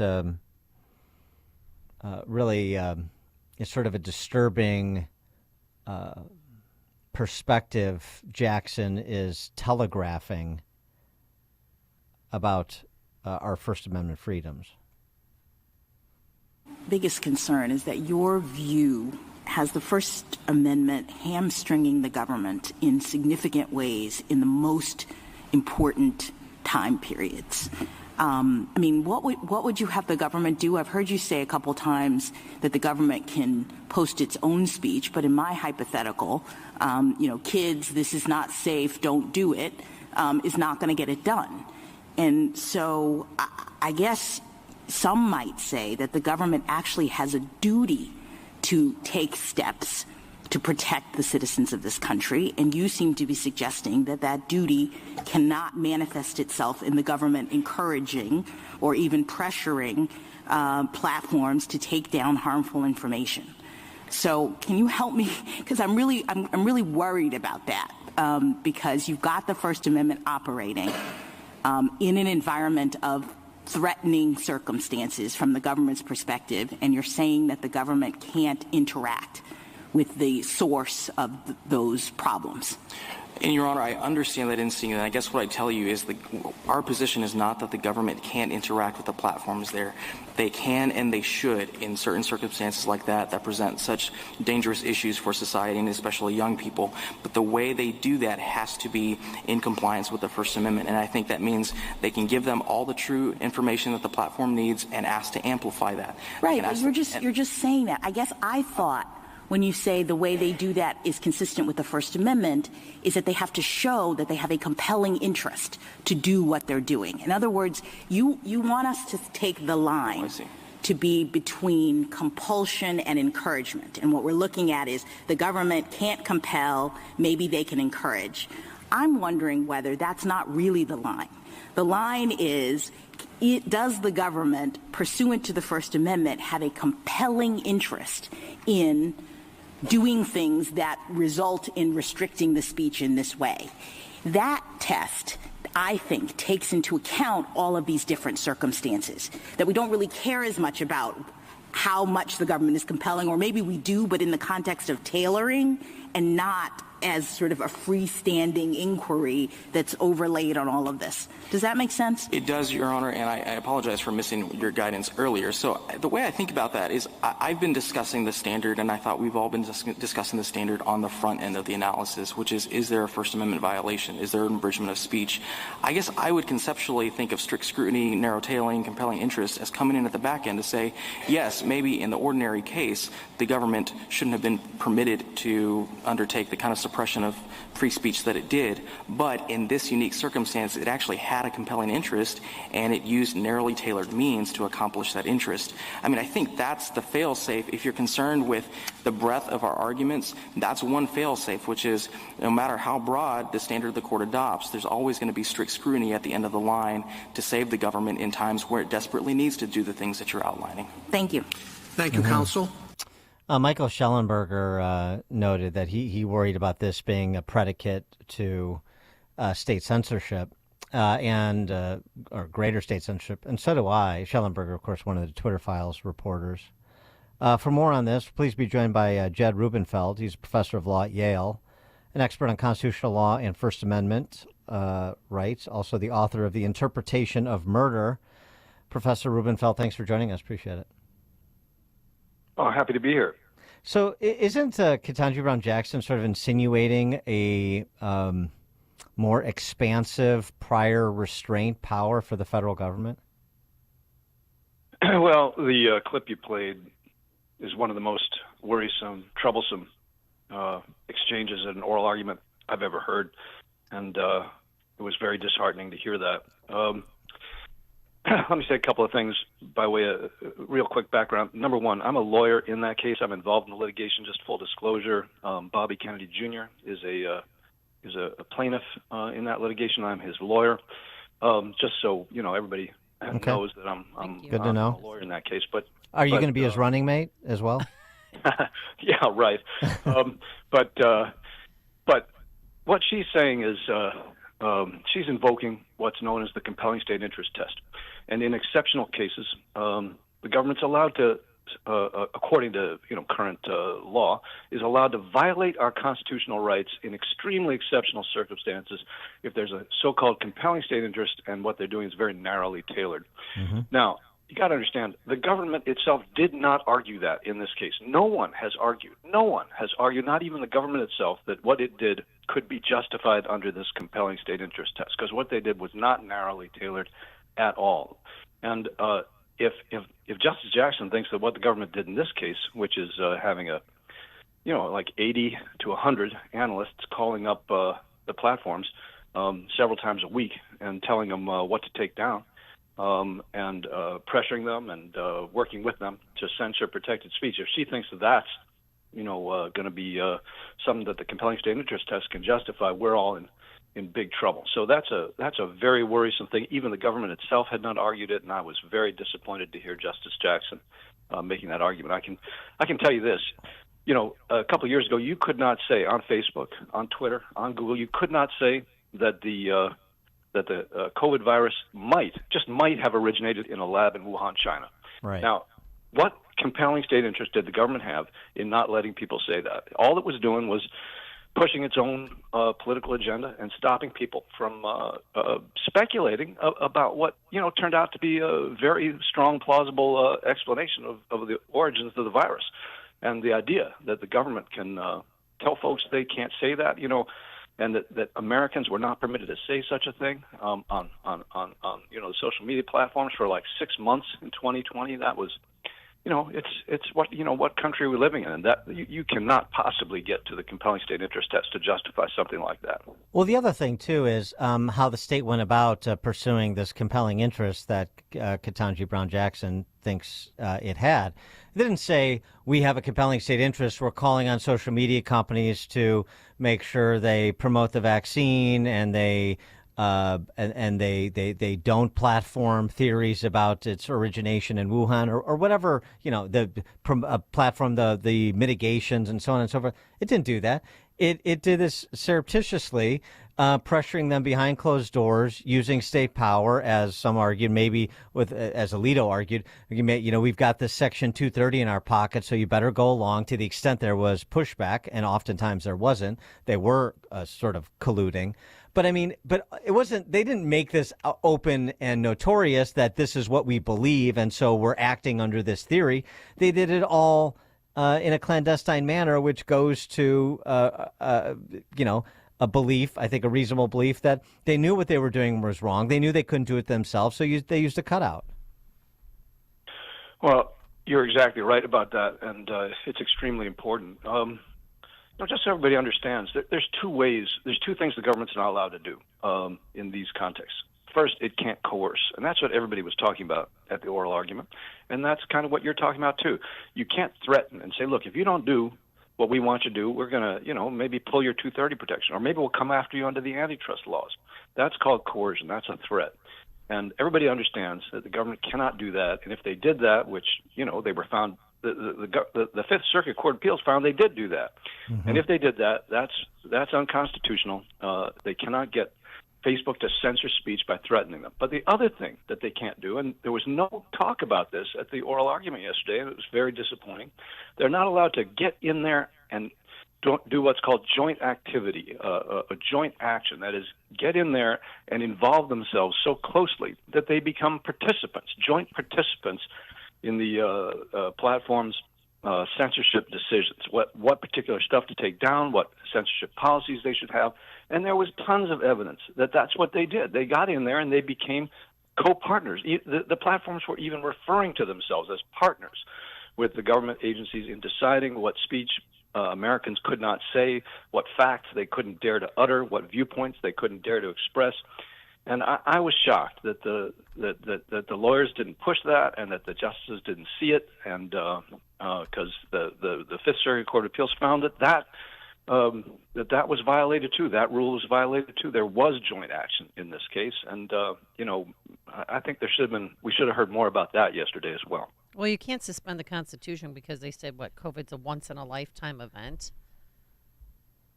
People who want to suppress free speech always want to suspend the Constitution. That's what the real problem with Justice Jackson's line of thought is.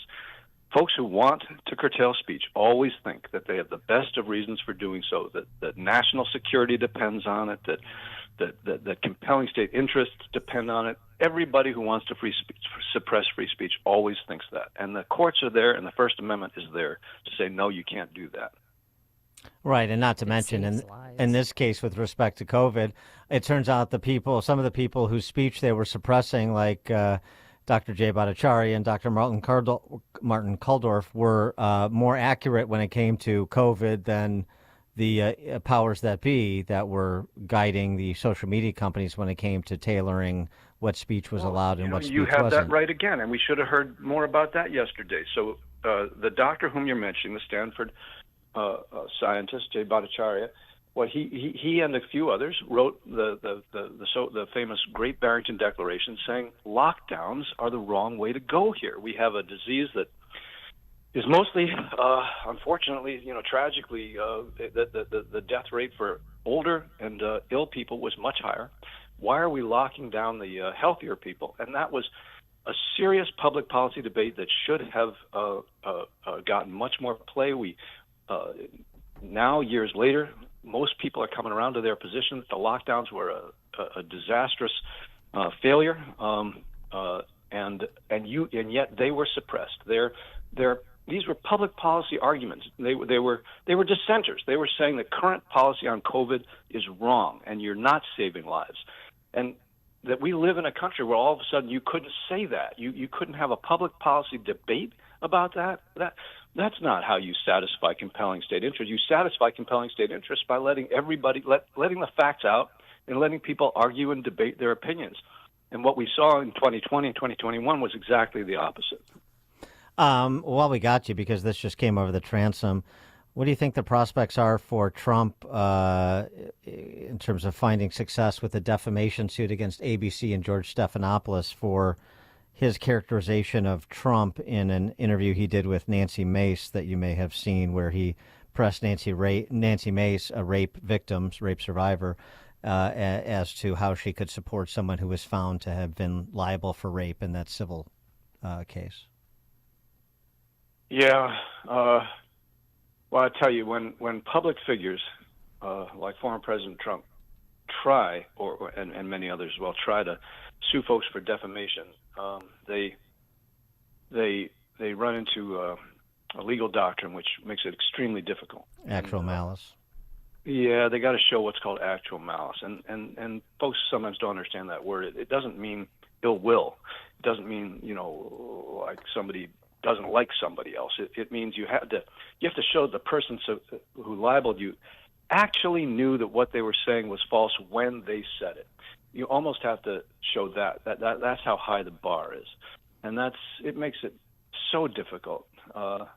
And a lot of people think that doctrine should be changed, and a couple of justices on the Supreme Court have indicated that they might want to reconsider that. But right now, that's the law, and it makes any such suit extremely difficult. He is Jed Rubenfeld, of course, professor of law at Yale Law School. Bobby Kennedy Jr.'s lawyer, as we heard. An expert on con law and First Amendment rights. He's the author of The Interpretation of Murder. Professor Rubenfeld, thanks as always for joining us. Appreciate it. Oh, it was a pleasure. Thanks for having me. Thank you. And he joined us on our turnkey.pro answer line. Listen to Dan and Amy on your smartphone. Download the AM 560 mobile app today at 560theanswer.com/mobile. Pure Talk believes in American values and that free should mean exactly that, free. Well, switch to Pure Talk today and you'll get a free Samsung 5G smartphone. Now, qualifying plans start at just $35 a month for unlimited talk, text, 15 gigs of data, and, of course, mobile hotspot. Just dial pound 250, say the keyword Pure Talk, claim your eligibility for your free brand new Samsung 5G smartphone. Start saving on wireless today and switch to my cell phone company, Pure Talk. And Doug. Being a spokesperson's easy, kid. Just say, customize and save with Liberty Mutual. Customize and save with Liberty Bibbity. That's not it. Liberty Mutual. Liberty Musical. Nope. Liberty, line. It's 2 words. Liberty Mutual. Got it. Don't not pay at libertymuttnoodle.com. Wow. I guess I'll just do it.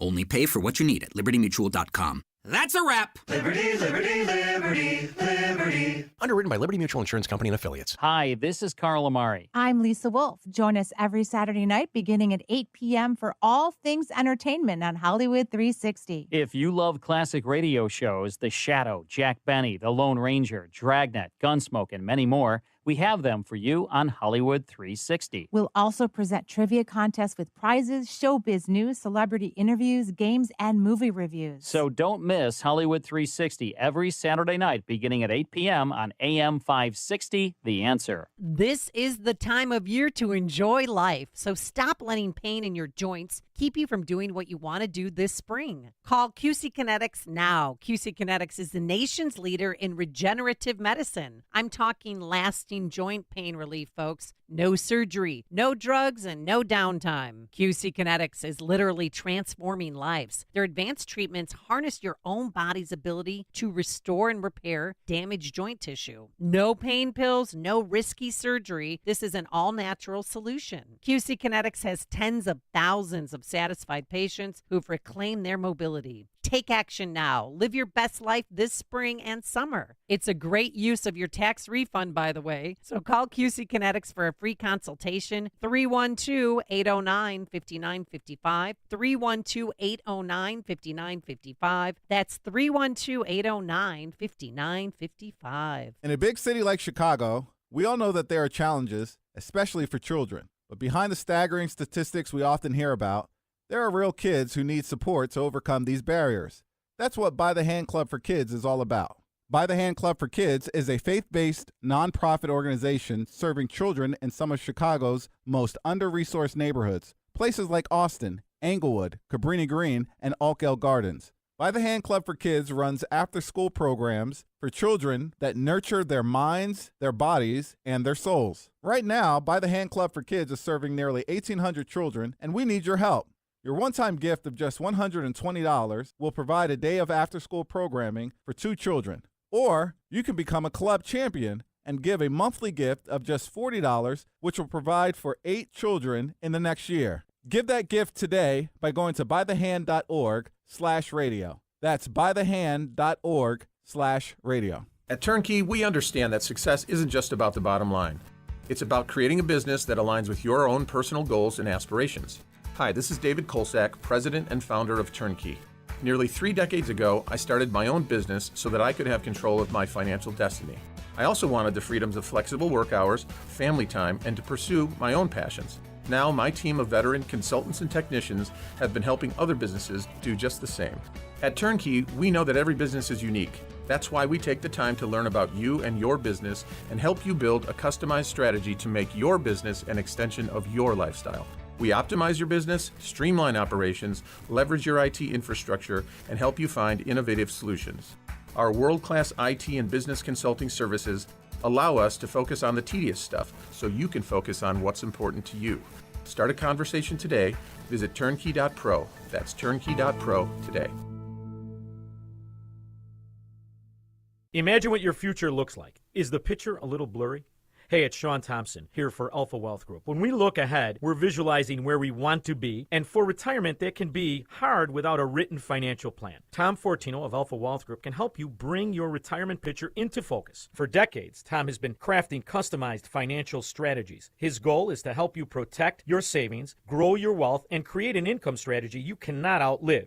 If you're nearing or already in retirement, it's time to get your plan on paper. So bring your readers and let's take a look at it closely. Call Tom at 630-934-1855 and schedule a complimentary retirement consultation. There is no cost. There is no obligation.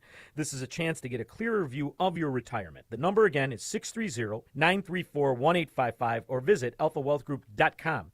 And listen to the Alpha Wealth Hour Saturday mornings right here on AM 560 The Answer. Advisory services through Retirement Wealth Advisors, LLC, and SEC Registered Investment Advisor. Insurance and annuities offered through Alpha Wealth Group, licensed in Illinois. Hi, this is Randy Donnelly from Donnelly Auctions in Union, Illinois, with my current want list for upcoming auctions. Guns and military items are always at the top of my list, but I have buyers for vintage automobiles and motorcycles, old gas pumps and automotive signs. Do you have pinball machines and coin-operated games like slot machines, jukeboxes? How about Coke machines and soda machines? Also, neon signs, antique phonographs and music boxes, old toys, especially science fiction and Star Wars, cowboy and Native American collections like barbershop, ice cream parlor, and saloon items. We'll take one item or an entire collection. We sell it all. Call me before you sell your items outright because you could be leaving a fortune on the table. And you won't know until you call me at 815-923-7000 or send me an email at DonnellyAuctions.com. My job is to get you top dollar for your collections, so call me at 815-923-7000. I'm Randy Donnelly, and I'll see you at the auction. AM 560, The Answer. All right, coming up on Chicago's Morning Answer. The bloodshed bull jive, and how much does our friend Mark Hemingway think the end of our democracy under Trump, Hitler, Mussolini is going to work for the left. We'll have that discussion at 8:38. But now let's head into that newsroom. Here is Mike Scott. 31 degrees at 8:32. Voters hitting the polls today in 5 states where primary elections are being held. Both President Biden and former President Donald Trump have already passed their respective parties' delegate threshold, but voters still get to make their voices heard in Arizona, Florida, Kansas, Ohio, and Illinois.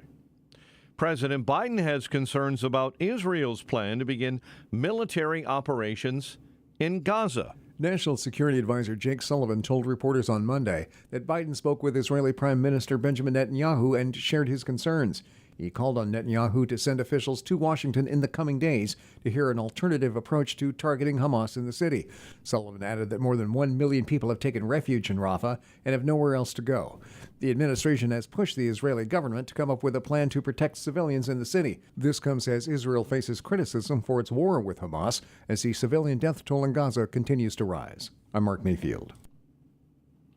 Americans are reaching out to the State Department for help in Haiti, where gang violence has plunged the Caribbean nation into chaos.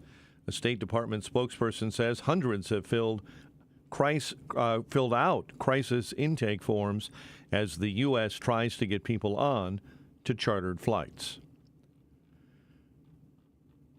Federal prosecutors revealed in court Monday they plan to call ex-Chicago Alderman Danny Solis as a witness in former Illinois House Speaker Michael Madigan's corruption trial in October, months after declining to call Solis to the stand in the trial of former Alderman Ed Burke. Some activists are upset the city's migrant shelter evictions are continuing. Enforcement of the 60-day shelter limit went into effect Saturday. Brandy Kanazi is commissioner of Chicago's Department of Family and Support Services. 45 days and at the 21 to 15-day increment. 2 to 3 days before they're expected to leave, they'll be reminded and told that their exit time will be, 2 p.m. and, that they'll need to start packing their belongings. One reason for more delays is that measles outbreak at several shelters. Bulls beat the Trailblazers 110-107 last night. Blackhawks visit the L.A. Kings tonight. And in spring baseball, the Cubs host Arizona at Sloan Park. The news a service of Del Bacchio Marchetti Group of ad properties, Christie's International Real Estate. Experts in the northwest suburbs and Chicago with over $800 million in sales. You'll get the most value for your home. Call 708-828-0000, 708-828-0000. A check of traffic and weather coming up next on AM 560. Women's sports are under attack in America by those with a radical agenda that seeks to erase the differences between men and women in classrooms, on playing fields, and in locker rooms. No one knows this better than All-American swimmer Riley Gaines. See Riley Gaines live in Chicagoland on Friday, March 22nd, presented by Breakthrough Ideas and the Parents Matter Coalition. Get your tickets at 560theanswer.com/tickets. That's 560theanswer.com/tickets. Sponsored by Blue Star Security. Everyone goes to bed, but not everyone goes to sleep. Like many, I have a fairly demanding schedule, right? It's important I get a great night's sleep. I want to be sharp and at my very best. Sleep is something that I used to struggle with. I had tried a number of products to help, but I began searching for a natural solution. Well, I found it from some old friends, Relief Factor. I was at the Relief Factor headquarters, and I learned all about Sleep by Relief Factor. It has been a godsend for me. With Sleep by Relief Factor, I'm finally getting the best night's sleep of my life. I wake up refreshed. I'm never groggy. I feel the difference every single day. I urge you to check out Sleep by Relief Factor. Get your first bottle of Sleep for only $19.95. You'll sleep better, feel better, and get more rest. Call 800-4-RELIEF to order now, or you can go to relieffactor.com/sleep. Call 800-4-RELIEF. That's 800-4-RELIEF, or go to relieffactor.com/sleep. If it can help me, there's a good chance it'll help you. Invest in yourself. Invest a peace of mind. Relief Factor Sleep. When you're serious about your concealed carry training and education and are ready to learn from an active police officer with a teaching degree, check out Illinois Concealed Carry Training in Midlothian. You'll learn safe, responsible firearm use, home defense planning, conflict avoidance, situational awareness, and how to remain physically, morally, and financially safe in the event you must use your firearm in self-defense or the defense of another. Weekday and weekend classes available. I'm Sergeant Gary Carr, police firearms trainer and the owner of Illinois Concealed Carry Training.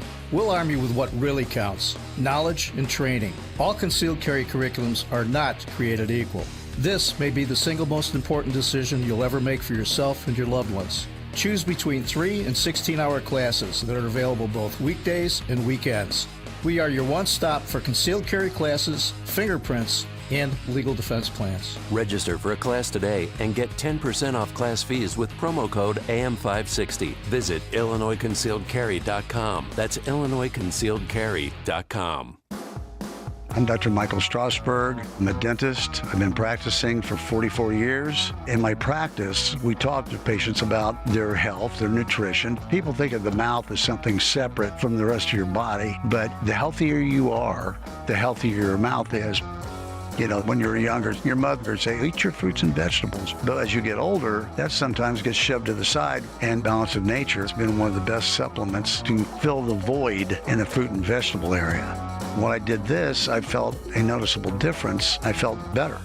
Anytime you can feel better, I don't care what age you're at, you know, that's a big plus. I don't stuff anything down, anybody's mouth, but hey, this has worked for me. Why not try Balance of Nature? Simple, easy, take it, and it's going to help. Go to balanceofnature.com and get 35% off plus $10 off any additional sets as a preferred customer by using discount code Chicago. This hourly segment brought to you by Unleash Your Wealth with Raj Shah and Rick Borick this Saturday at 7 a.m. and 2 p.m. Learn more at scwealthadvisors.com. It's 8:39. Let's get an update on the roads. Team Hochberg Traffic Center time, a service of expresspros.com. Forget about posting jobs, sifting through resumes and interviews with unqualified applicants. Go to expresspros.com to find the location near you. That's expresspros.com. Inbound Edens sitting at 34 minutes, Lake Cook Road to the junction. The inbound Kennedy right now at an hour and 40 minutes from O'Hare into the Burns Circle interchange. The Ike jammed up. It's an hour and 20 from 390 into the old post office. You're sitting still, stop and go between 5th Avenue and Western. On the outbound side, there's an accident on the left-hand shoulder at 25th. You're backed up to Des Plaines Avenue. Chicago's Morning Answer with Dan and Amy continues next. AM 560 Weather Center forecast in our QC Kinetics Weather Center. Partly sunny, breezy, and a little warmer. A high of 54. Currently partly sunny and 31. Next news at 9. Chicago's Morning Answer continues next on AM 560 The Answer. Now, from the Signature Bank Studios. If you're looking for the latest news, insight into what it means, and the sharpest opinion, there's only one station in Chicago where you can turn, and it's this one. We're AM 560, The Answer. Top of the morning, Dan and Amy. You know, the left has a zero tolerance policy for even the insinuation of political violence, except when they do it. And when their opponents don't do it, that's still not good enough if their opponent is Trump, if they can make something of it. Here's a former Trump fanboy, Joe Scarborough. He's talking about a bloodbath for America. It's laid out in the terms of it. And these idiots on Twitter, these idiots on cable news, these idiots on Sunday shows going, well, presidents, you know, he was talking only about the auto industry, and this is one more. It's just bull. Let me say that at 6:15 a.m. It's just bull. He knew what he was doing. We're not stupid. Americans aren't stupid. He was talking about a bloodbath. Sometimes a bloodbath means a bloodbath. And when he finishes by saying, and that's just going to be the least of it, seriously, these people may be stupid. We're not. No, one thing we know is Joe Scarborough and Mika are not stupid. That's the dumbest show on television. They're just by far worse than The View. Well, they're leftist marionettes that are being whose strings are being pulled for, I don't know, their supper and in service of a small constituency that likes the Trump fear porn on a daily basis. Right, but the left has been using bloodbath for decades. They use it all the time. I don't know if you want to hear this again, but just give me 10 seconds. But as Politico.com reports tonight on the, quote, bloodbath at the RNC, Headlines calling it a, quote, bloodbath. Be a bloodbath. Not only is it going to be a bloodbath, but after they leave New Hampshire, it's a bloodbath on her home turf. Oh, my God, it's a blood. Everything's been a bloodbath. But then Trump says it, and they take him out of context, and they blow it out of the water. It's a positively quotidian term in politics, in sports, in life. It was a bloodbath out there. You know, we got our brains beat in at a basketball game or whatever.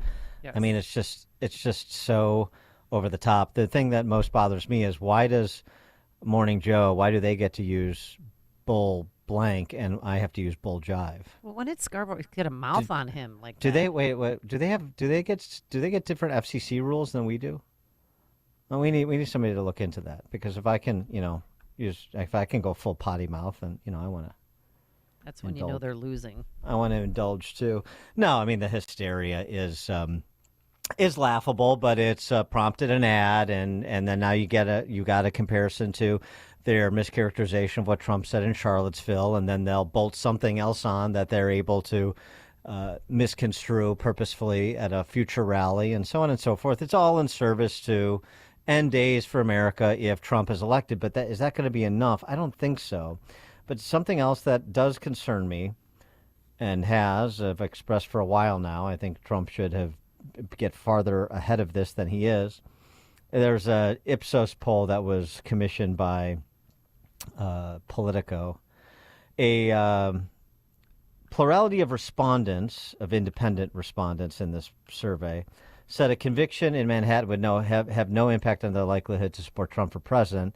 But a third of independents said they would be less likely to support Trump if he were convicted in Manhattan. And I focus on Manhattan because that's the only case likely to go to trial before the election. And so if you extrapolate that across the nation and swing states, losing a third of independents on this issue. And again, it's a third of 18-year-olds, not necessarily registered voters. I don't like this poll, other than to say, look, we've seen other polling earlier that shows there's a potential problem here. It's not an insurmountable one, but it's a potential problem, and I think Trump needs to be front-running this a little bit more than he has been. For more on all of this, we're pleased to be joined by Mark Hemingway. He's a senior writer at RealClearInvestigations.com and a book editor at The Federalist. Mark, thanks for joining us. Appreciate it. Glad to be here. What's your perspective on the bloodbath over bloodbath? Well, it's just an absolute desperation move. I mean, basically at this point in time, we have a situation here where the polls have been solidifying for months now, with Trump comfortably ahead, both in swing states and in national polling, and even worse for Democrats. If you look at those polls, it shows that Biden and the Democrat support is eroding heavily with Hispanics and black people. And so they're basically just hitting the panic button, and they're doing anything they can to sort of like change the narrative around the race. Now, obviously, for anyone that's been paying attention for the past 8 years, we know that Trump traffics in hyperbole. And it's not even necessarily a Trump thing. I mean, has anyone spent any time in the Bronx or any of these places where, Trump is from? I mean, this is just a normal sort of way of discourse, never mind that politics uses, violent and martial metaphors all the time. I mean, it's just positively absurd. They're just desperate for anything to catch fire with the public that will have them talking about how bad Trump is. But, the public's totally inured to Trump's way of speaking about this sort of thing. Never mind that even as far as Trump's, speaking goes, what he said with the bloodbath comment isn't even all that shocking. Right. Well, do you agree with me that the possibility of a conviction is the only real wild card left that could potentially change the trajectory of this race? It could. It depends on how the trial goes down, but I would say that's not a big possibility at this point in time. You got to remember, he's already been convicted of sexual assault, and he's still flying high in the polls. Now, granted, that whole sexual assault trial was, basically a joke. They can't even. The woman who brought the charges was, obviously a bit loony. The whole case is bankrolled by an anti-Trump billionaire, and she couldn't even remember, when this alleged horrible assault took place.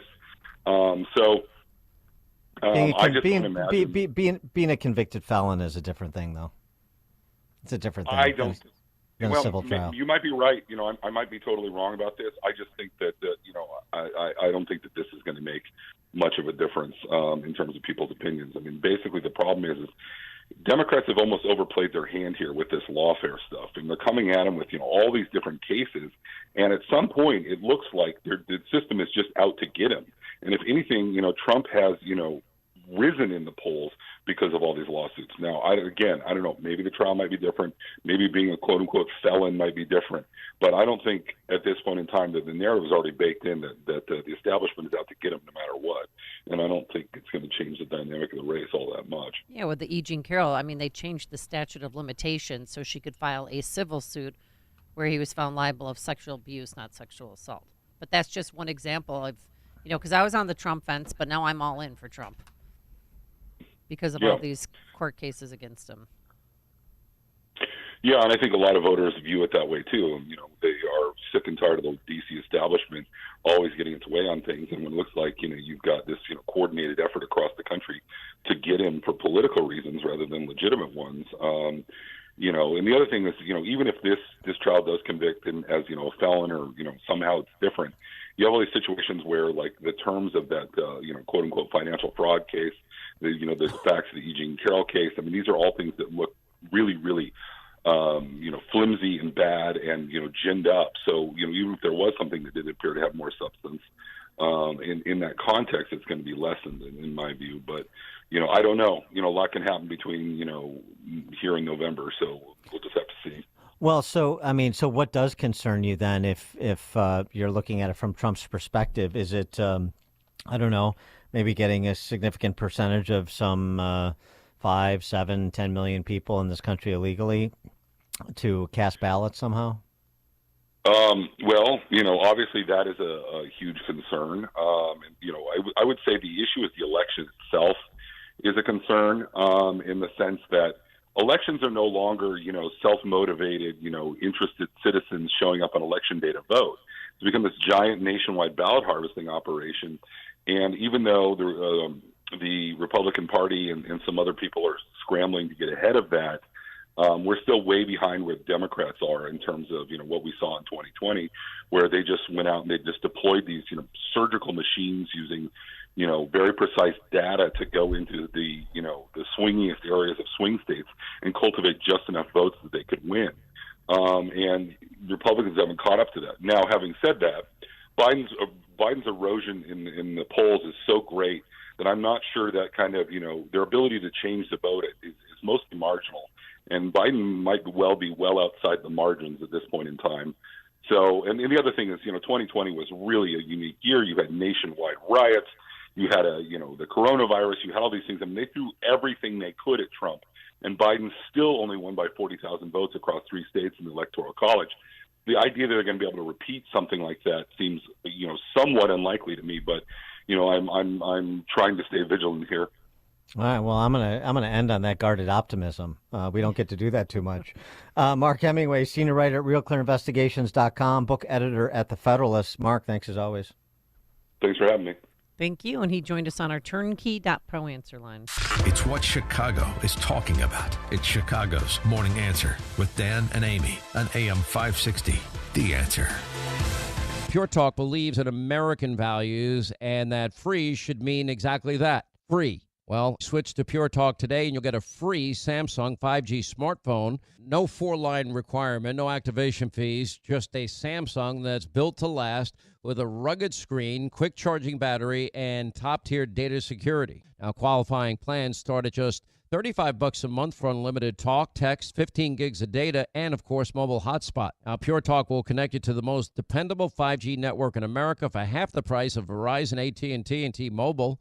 The average family saves close to $1,000 a year.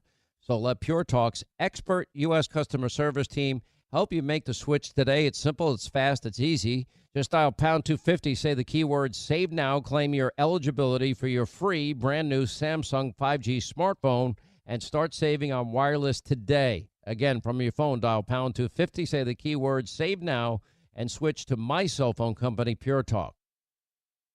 All right, I just did it. Took my balance of nature. I love it. 31 whole fruits and veggies. I crack open the 3 fruits and the 3 vegetable capsules into warm water, and voila. I miss it when I don't take it. So feel good that you're doing something for yourself. And I take balance of nature because I don't get enough fruits and veggies on my own, and that's where balance of nature comes in. There's a wide variety of those fruits and veggies. So get your health back.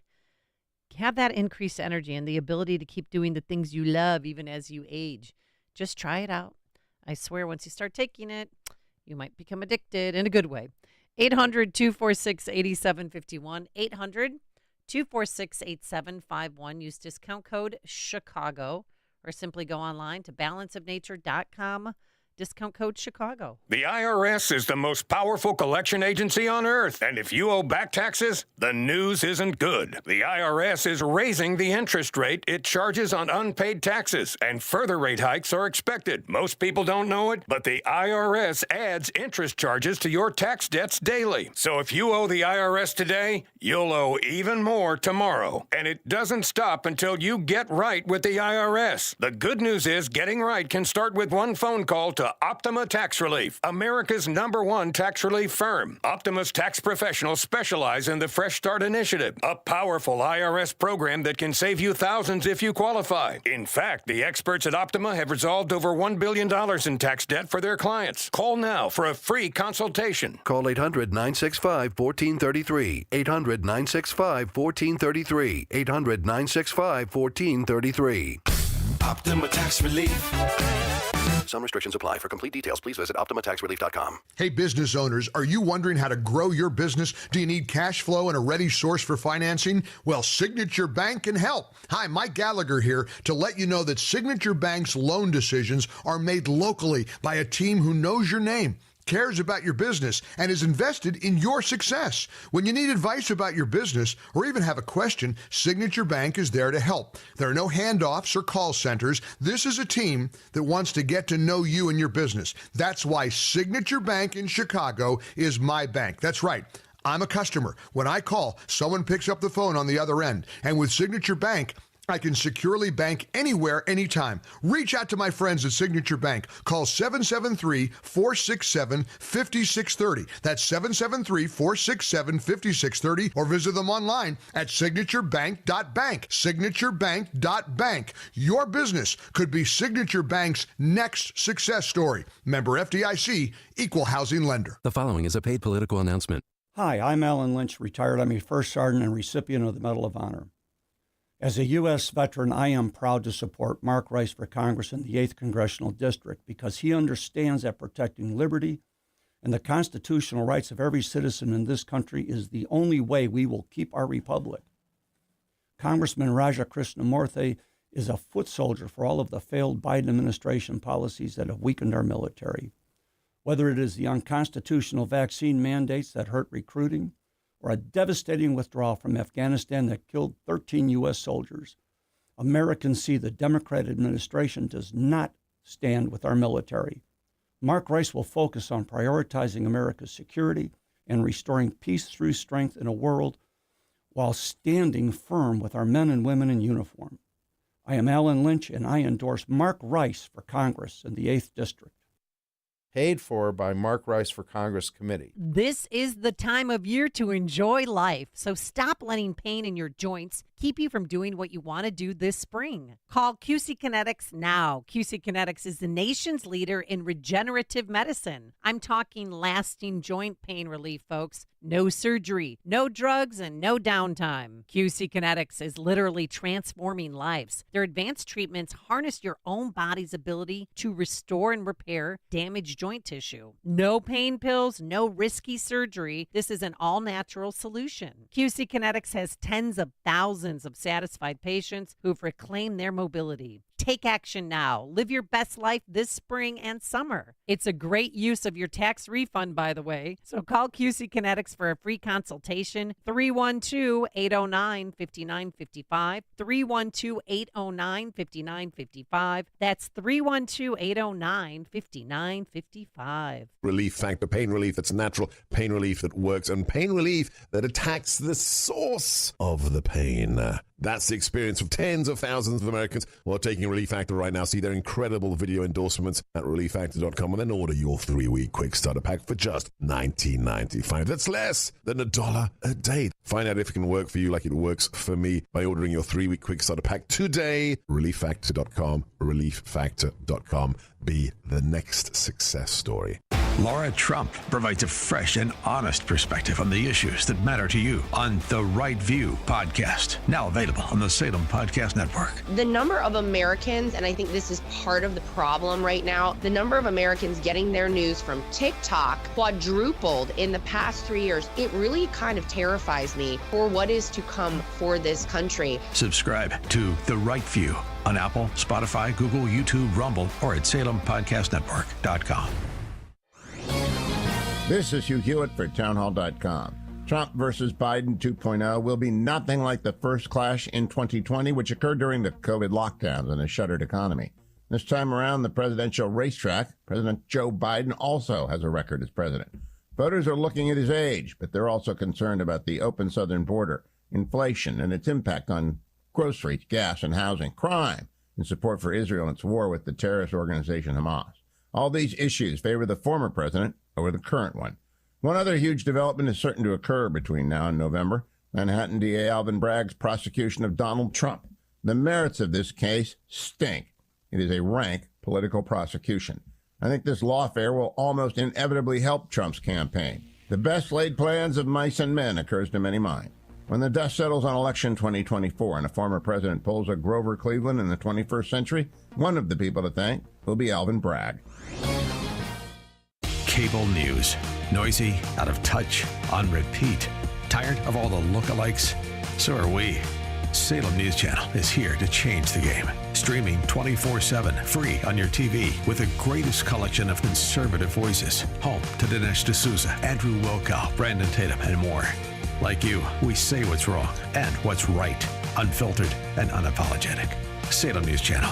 We're the answer to the mainstream media. Learn more at snc.tv. AM 560, The Answer. All right, Deputy, anything to add? No, sure, Sheriff. I'm good. Okay. Thanks so much to Justin Kosick, our technical producer, and Quinn McCarthy, our executive producer. We're back here bright and early tomorrow morning. Don't forget to go and vote. We'll have all the results tomorrow morning beginning at 5 a.m. Now into the newsroom we go. Here is Mike Scott. Historically low voter turnout is predicted for the presidential primary. A suburban police chief has been ousted by the mayor's deciding vote, and the Bulls beat the Trailblazers. WIND Chicago News Time, 9 o'clock. He will sign it as soon as he gets it.